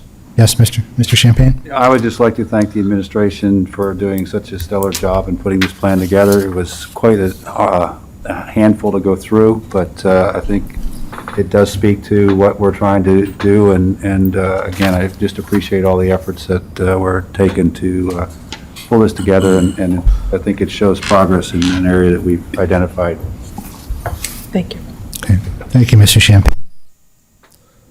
I'd just like to say I agree with Mr. Champagne's sentiments as well. There are no further comments or questions. Ms. Allen, will you call the roll? Mr. Falegi? Aye. Mr. Jankowski? Aye. Mr. Smith? Aye. Mrs. Bowen? Aye. Ms. Bowman? Aye. Mr. Byrd? Aye. Mr. Champagne? Aye. Dr. Levinson? Aye. 8 ayes. Okay, thank you. Item C under curriculum is the discussion pertaining to Seven Generations Charter School renewal. Dr. Campbell, would you like to introduce? Sure.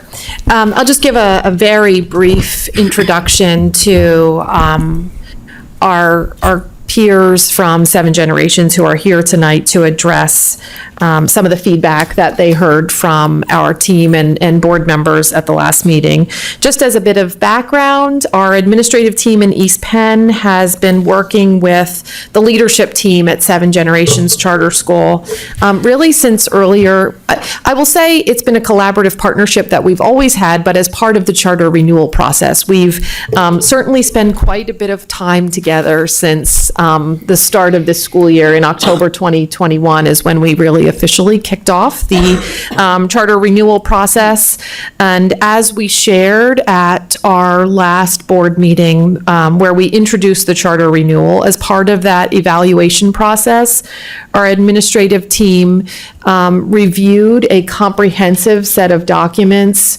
In total, there were about 34 different artifacts that we investigated, ranging from artifacts related to student learning and achievement, financial aspects of the organization, their annual reports, safety and security overviews, special education plans, and we had opportunities to have meaningful collaborative discussions with the team at Seven Generations, and even conducted a site visit, I believe it was in March. And so we had an opportunity to actually visit classrooms, observe instruction, and really get a feel for, is the mission of Seven Generations being implemented? And so based on feedback that we had from the board at our May 9th meeting, we invited members of the Seven Generations leadership team to join us tonight. And Mrs. Cosman, who is the principal at Seven Gen, I know she has brought several members of her team who I believe will be introduced as they work through the information that they brought forth tonight. But really their intention is to share with you, with the board and the public, firsthand information and insight to some of the questions that were raised by the board specific to student learning and achievement, special education, cyclical monitoring, and so you'll hear some of that information described in greater detail tonight. The other piece that I want to say is our administrative team certainly had the opportunity to review many of the pieces of data that are shared with the board and the public tonight as part of our evaluation process, but can certainly appreciate that a transparent dialogue is certainly helpful for all parties. And so at this point, I was checking if the technology was queued up. Listen, I could have filled a lot of airtime, but at this point, I am going to turn this portion of the meeting over to Mrs. Kosman and allow her to proceed. Thank you. Good evening, everyone, and thank you. I want to begin by just thanking Dr. Campbell for inviting us here this evening, as well as all of you board members. I appreciate, as Dr. Campbell had said, it's been a very collaborative year. It's been a year of professional growing for my school, but also just being able to learn and work with the administrative team of East Penn. So tonight, we really crafted this presentation based off of the questions that you asked on the 9th. So I hope that you find this information informative and that it answers those questions so that you can support us in the renewal of our 5-year charter. So as Dr. Campbell mentioned, those are all of the items right there on the agenda that we're going to cover. We'll try to keep it brief because I know it's late, but also you'll have the presentation to review later should you have any further questions. So tonight, my team is going to present with me. I'm Amanda Kosman, the principal. I also have Jen Hirsch here. She's our director of curriculum. I have Kelly Paxton, who will be speaking for our director of special education. Nicole Nagley is our director of student services, and Mandy Suro is our community engagement coordinator. And I asked all of them to attend this evening so you can see the faces of our school. I think that's important for you to get to meet who we are and not just see us on a piece of paper. So the first thing is, who is 7Gen? You mentioned on the 9th that you talk with your schools every day and you get to see them every day. So I appreciate that you get to learn a little snippet of who we are. So we were founded in 2009 and we've been in operation for 13 years. And I think that this slide really just centers around who we are as a community.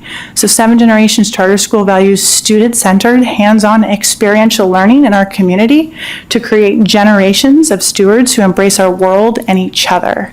And that's a really big part of who we are, is that to see our impact to others. 7 Generations Charter offers small class sizes, which provide authentic, rigorous, individualized learning that takes our students beyond the classroom. 7Gen is a public school utilizing and integrating an environment and community-based curriculum which is aligned to the PA standards. Our school focuses, I think these are just 4 nice pillars in a quick way to see who we are. So we believe in experiential learning. So we want our students to touch and taste and smell what they're doing. We believe in integrating as much as possible. So you heard some of our students talk about not just reading a book about the pond, but going and looking at the pond, categorizing those items, putting them in math graphing, making it a whole approach for that child.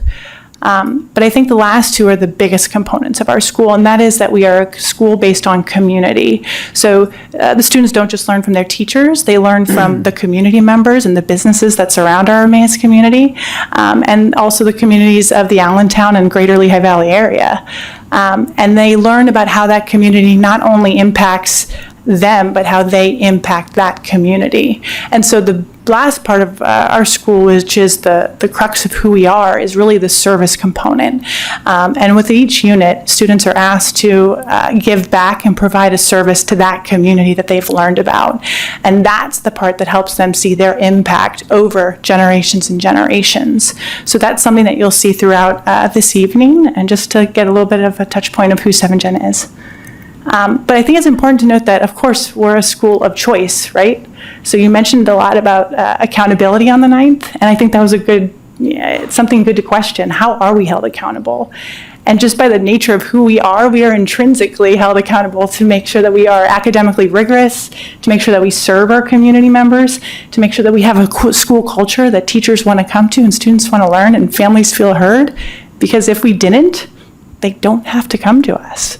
So simply put, if we want to stay relevant, we have to stay competitive. And I think that, Mr. Smith, you said something really interesting on the 9th about charter schools being a natural piece of competition. And I believe that competition drives innovation. So I think that's the goal. And I think that East Penn's administration has done a really nice job of collaborating with us rather than seeing us as adversarial. We're just simply providing something that's just a bit different. So also important to note about our school is our enrollment structure, which is a little bit different. So we have a large base, and this was completed from a 2016 study. We really analyzed our enrollment, and we found that by having a wide base at the bottom with a large kindergarten, first grade, and second grade population, we then felt that it was important to say, okay, we're going to close that, and we're not going to accept students after third grade. And some financiers might say that that's not financially lucrative, and that's, why would you do that? Fill the seats, fill the seats, fill the seats. But for us, the emphasis was really on school culture rather than filling the seats and trying to get as much enrollment as possible. So that was a change that we implemented back in 2016, and we've really seen the success of that over the past few years. This is important to note because it is different even within the charter sector. Who does 7Gen serve? So many other charters have maybe one or two main districts that they serve. 7Gen actually serves 18 different school districts. So when you talk about a 7Gen community, you're not just talking about the East Penn community, you're talking about the greater Lehigh and Northampton County community. So you'll see that East Penn plays a large role, as does Allentown, but then we have a number of other districts that we serve. And so next I'm going to ask Jen Hirsch to come on up and talk a little bit about academic achievement.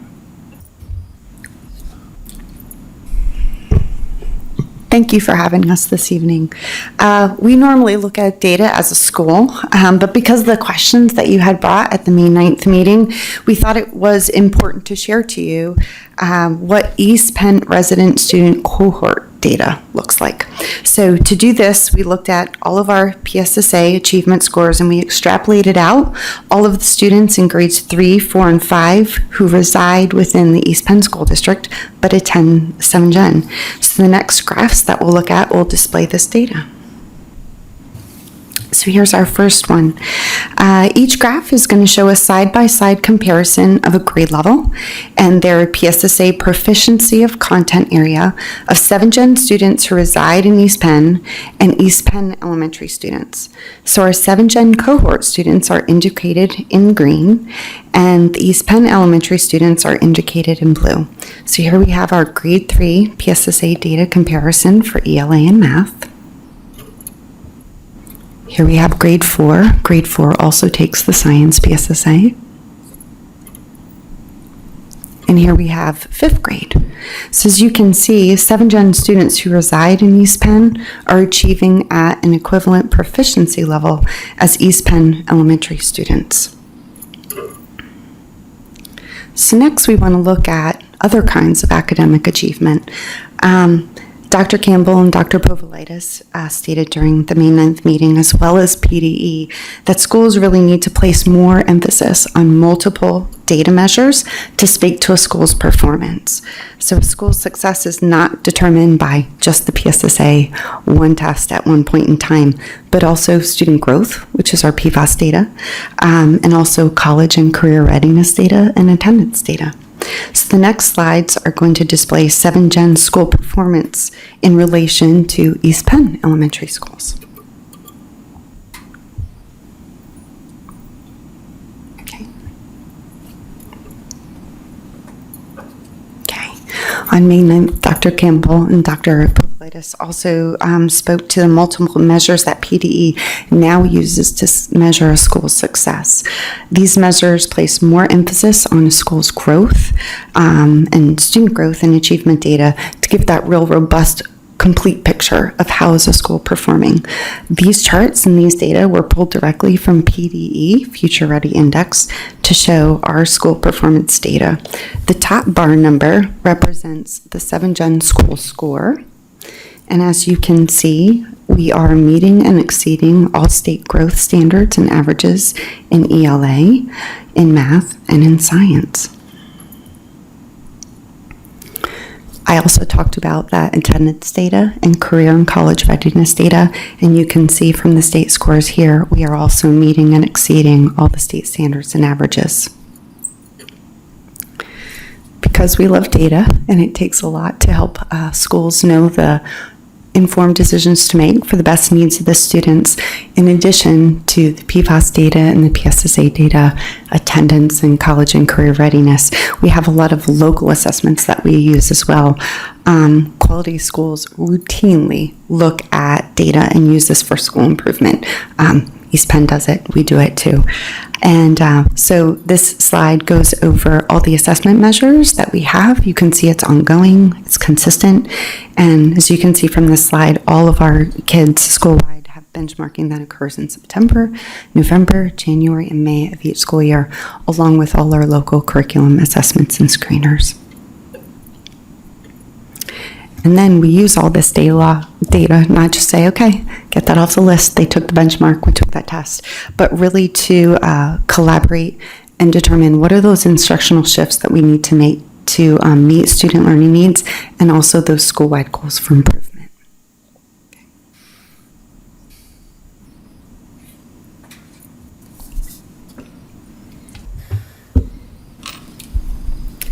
We heard from the board the concern regarding the transition of our 5th grade students from 7 Generations Charter School to the middle school of their choice.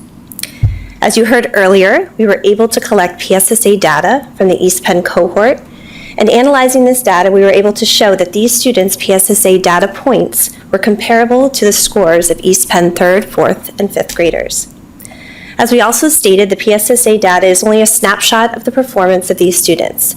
And to further explore and learn more about how these students transitioned into other schools, we took the time to reach out to our alumni community in the past 2 years to gain valuable feedback on this transition.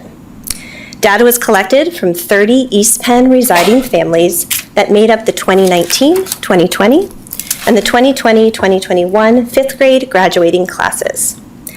As this group's former 5th grade teacher, and now a current member of the leadership team, myself and my team were very interested in this feedback as it will provide our transition team with valuable information regarding procedures and processes to support our students as they transition out of 7 Generations Charter School.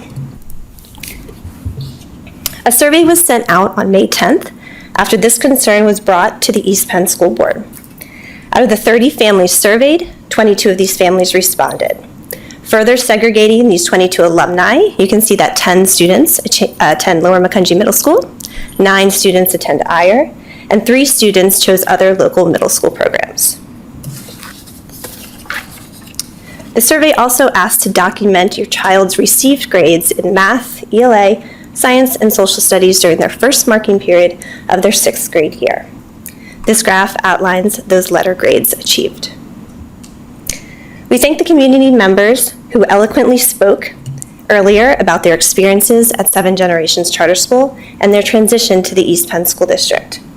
Our survey also asked for parent testimonials. Our families reflected on, of course, the unfortunate transition during a pandemic, but overwhelmingly had positive experiences. Mrs. Charnegi said her transition was excellent. She is thriving. She is enrolled in all honors courses for 7th grade next year and is involved in numerous activities. Mr. Thompson reported she had no difficulty transitioning to 6th grade. If anything, it was much easier than expected. The Koval family reported that other than COVID, he is in excellent shape and tested into the gifted program in East Penn. Mrs. Schneck said it was an easy transition and she is very well prepared academically. And I do have to add that we were very pleasantly surprised to see one of our alumni in your What's So Cool About Manufacturing. Abby Gier was one of our former alumni students. So we thank the East Penn School District for continuing some of that experiential learning for our alumni. So thank you.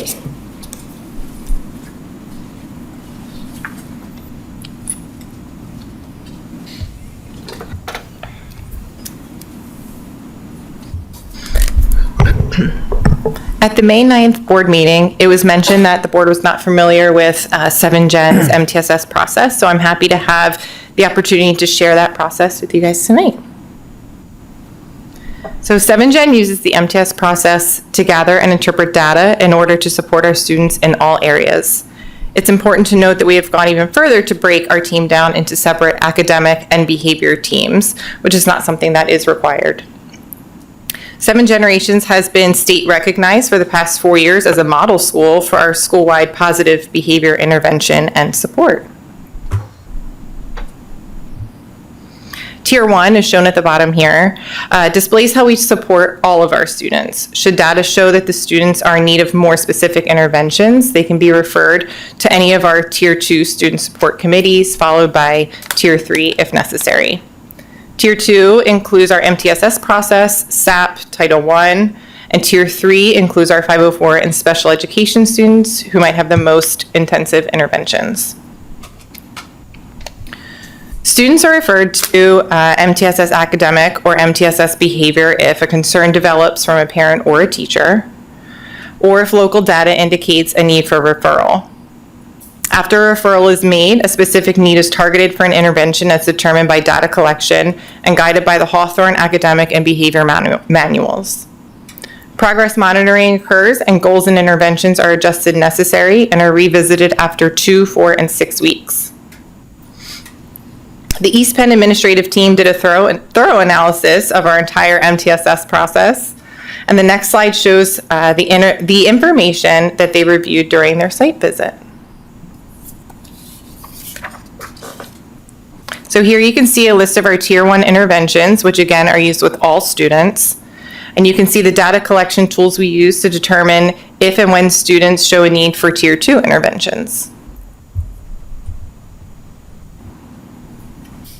Here you can see a list of our Tier 2 interventions, and you can see the data collection tools we use in Tier 2 to determine if and when students are in need of Tier 3 interventions. And then here you can see a list of all of our Tier 3 interventions, along with the data collection tools we use in our Tier 3 interventions. So the goal of a quality MTSS process is to see an increase in academic success and academic performance, or a decrease in behaviors. Here you can see how our MTSS behavior process has impacted overall school discipline referrals since the implementation of our MTSS programming. You could see the impact of our MTSS academic process reflected in Mrs. Hirsch's presentation.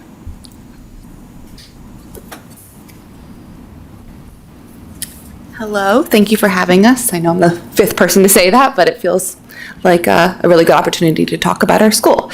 So during the May 9th meeting, several board members raised questions regarding our special education programming and the cyclical monitoring report that we provided as part of the rechartering process. The Bureau of Special Education monitors all public schools and charter schools in the state every 6 years, and they ensure that they are complying with federal and state mandates. We went through this process last during the 2016-2017 school year. So as it is a 6-year process, we are actually up next year for our next cycle of review. As Dr. Campbell mentioned at the last meeting, cyclical monitoring is not meant to be a punitive process, but rather it's meant to facilitate growth and improvement in local processes to enhance programming for students and our families. As you can see on this slide, it's an extremely thorough process composed of various components, including opportunities for stakeholder input and review in the form of parent, student, teacher, and administrative interviews. Additionally, special education files are reviewed to ensure proper documentation and compliance with special education regulations. When we analyzed the results of the 16-17 cyclical monitoring, out of over 300 markers of compliance and best practices, 7 Generations was found to have a strong program meeting 93% of the monitoring criteria. On this slide, some of the areas of strength in our programming are outlined. SGCS was found to offer an appropriate continuum of supports to ensure students are educated in their least restrictive environments. During observations, the monitor indicated that instruction provided to students who have IEPs was implemented as required by the IEP, was provided in accordance with the goals within the student's IEP, and that students with IEPs were appropriately integrated into the regular education setting. They were fully participating in lessons taught by the general education teacher and co-teacher. One of the most important parts of the monitoring process is the identification of areas in which the school can grow. Again, this is not meant to be punitive, but rather the process embraces full transparency and reflection on practices. The areas of growth identified in the 16-17 monitoring process fall into the 4 categories listed on this slide. As part of the process, suggestions are provided by the monitor regarding methods to implement to address these areas, and the school is required to correct each area identified within a year. We were able to make meaningful changes based on the audit findings in less than the year provided, and each item was closed by our monitor. So our last 2 sections of our presentation really outline the thorough process that the East Penn administrators completed, and Dr. Campbell did a wonderful opening, so these slides will go a little bit faster. So this is just that rechartering process timeline, and you can see that it began in September with 7gen formally requesting moving forward with the renewal, and then Dr. Campbell and her team reached back in October with actually over 40 items asking the 7gen team to provide evidence. We compiled over 900 pages of evidence that then we submitted and carried on our backs into this central office here in December. And then their team reviewed it over the holiday, over their time. And then it was only in February that they reached out and said, hey, we'd actually like to conduct a site visit, which actually isn't required through the state. But they felt that it was important to say, are you doing what you're saying these binders are saying that you're doing? I've connected with other CEOs, and their authorizers did not make this attempt. But I really enjoyed the process of having their team come on site. These are the 42 items that we were asked to provide. So each one of those are lengthy and had to be reviewed thoroughly. And then this is just an oversight of what that visit looked like. You can see that Dr. Campbell and Dr. Povolitis had 10 of their administrative team come on site. Mr. Saul was there, and they got to meet and work with our administrative team. Each took a tour, and each had specific questions from their lens, their professional lens of what they wanted to see in action. And so we felt that it was important that they kind of divided and conquered, and then came back for that thorough MTSS review presentation at the end. So I just wanted to again thank that team because, of course, for 7gen, we understand the man hours that we're putting into this. This is, for selfish reasons, we're wanting to continue, but the administration of East Penn didn't have to take as much time as they did, and we were very appreciative of that time, that energy, and the respect that they showed us. Lastly, I think it was great questions that were asked on the 9th regarding annual connections, because it is a long time for a school. 5 years, that's a whole cohort of students that can go through a school.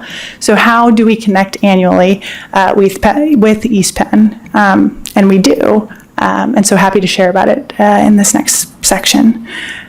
So legally, we have to move forward with something called the Basic Education Circular, or the BEC. And that's through the state of Pennsylvania. It requires a charter to complete a charter annual report, and that report is due August 1st each year, and it is a lengthy document that outlines many items that we have to follow, including but not limited to financial reports, measurable goals, keystones, special education reports that happen that year. So our cyclical monitoring will be involved in our the next cycle that we have. And then if there were any audit reports that were done by the Auditor General. And then, of course, as Dr. Povolitis mentioned on the 9th, at any time, East Penn has the right to request documentation over a reasonable timeline to review records. In closing, absolutely, we have been connecting annually, but I thought it was important for the board to see just what that looks like, and the lengthy documentation that goes into that August 1st deadline. So in closing, I really I appreciate giving us the opportunity to come and speak to you this evening. It was hard not to interrupt on the 9th, but we were respectful, and we wanted to make sure that we answered any of your questions that you have as we move forward, with hoping that you'll support our 5-year charter renewal. So thank you.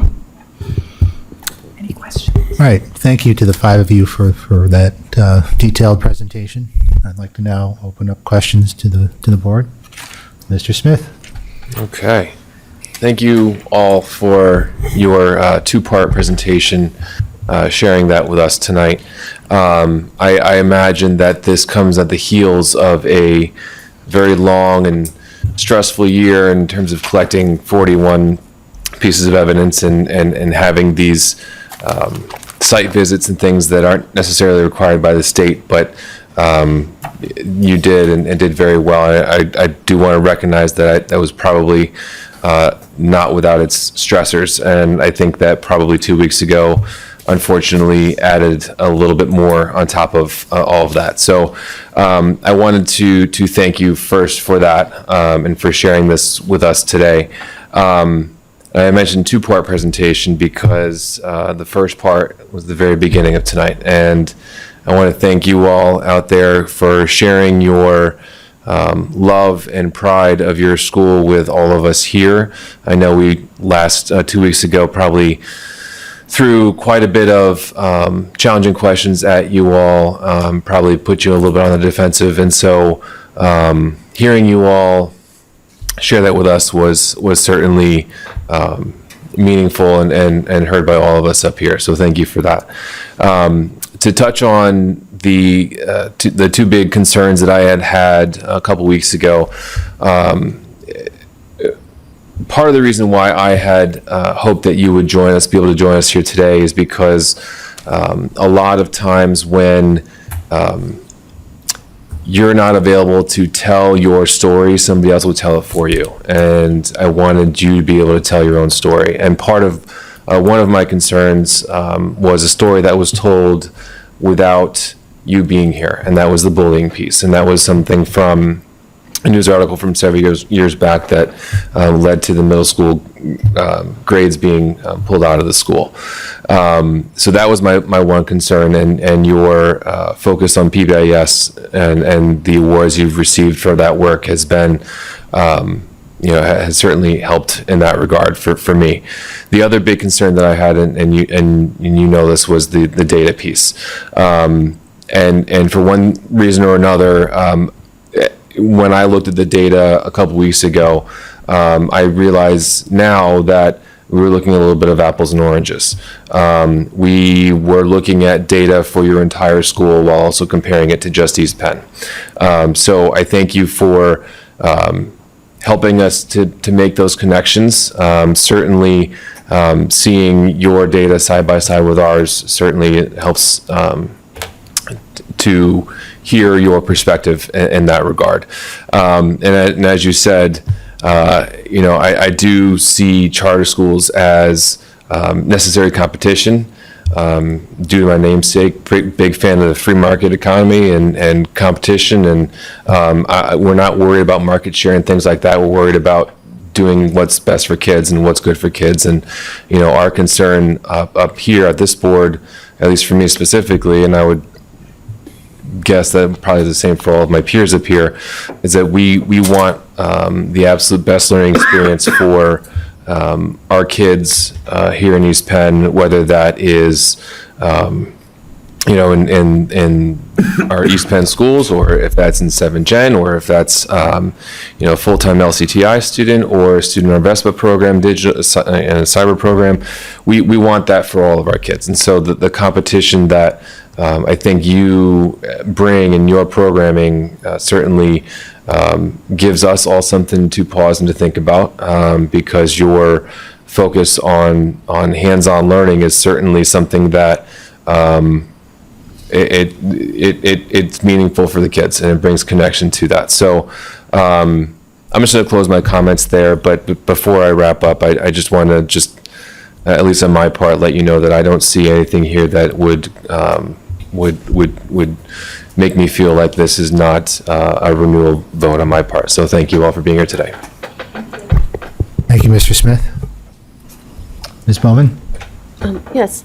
Thank you for putting so much time and effort into the renewal process, and also to your presentation tonight. I watched as Evelise Vargas was speaking, and several of you were bawling your eyeballs out in the audience. And it really helped me to understand just how much you care. You can't fake that kind of passion. And obviously, you should have her come and speak more often whenever you can.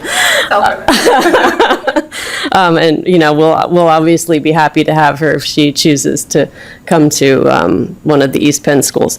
I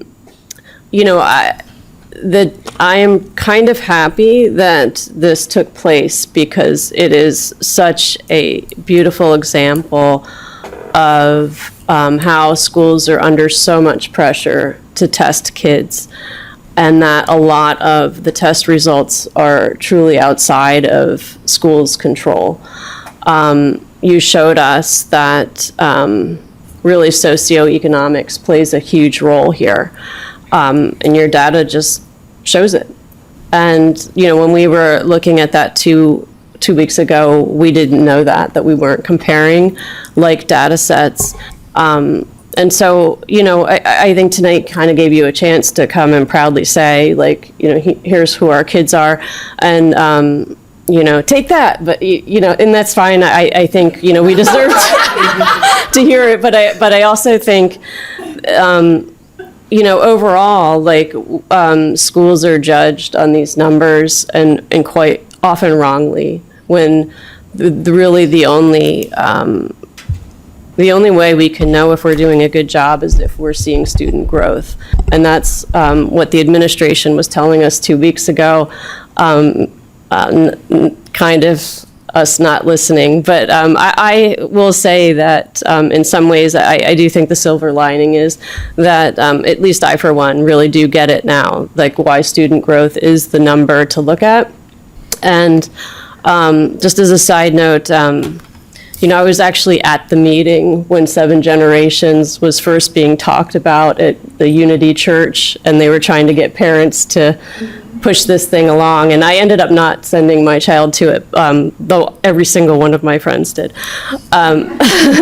So I'm very familiar with your school and what, its mission and how it got started and all of that. And so I just want to say, I know that these things are very stressful, and I, for one, I don't usually know my votes ahead of time, but I will be happy to vote yes on renewing the charter. Okay, thank you, Ms. Bowman. Any additional comments? Mr. Byrd? Just have one comment. Being on the board for several years, I didn't know what 7 Generation was until tonight. Bits and pieces, people talk about it, but you guys came and told the story. But the really great thing was the parents and the young students. And that's what really got to me tonight. Telling your own story is better than hearing it from somebody else, hearsay. But telling the story of what you're trying to do and what you're trying to achieve. And I think that was very commendable by everybody involved. Thank you very much. Thank you, Mr. Byrd. All right, in closing, again, I think the general sentiment is this was time well spent. Appreciate everybody coming out, including our commenters. Excuse me. So again, thank you, and I suppose we'll be scheduling or reconsidering the renewal next month. So again, thank you very much, and have a good evening.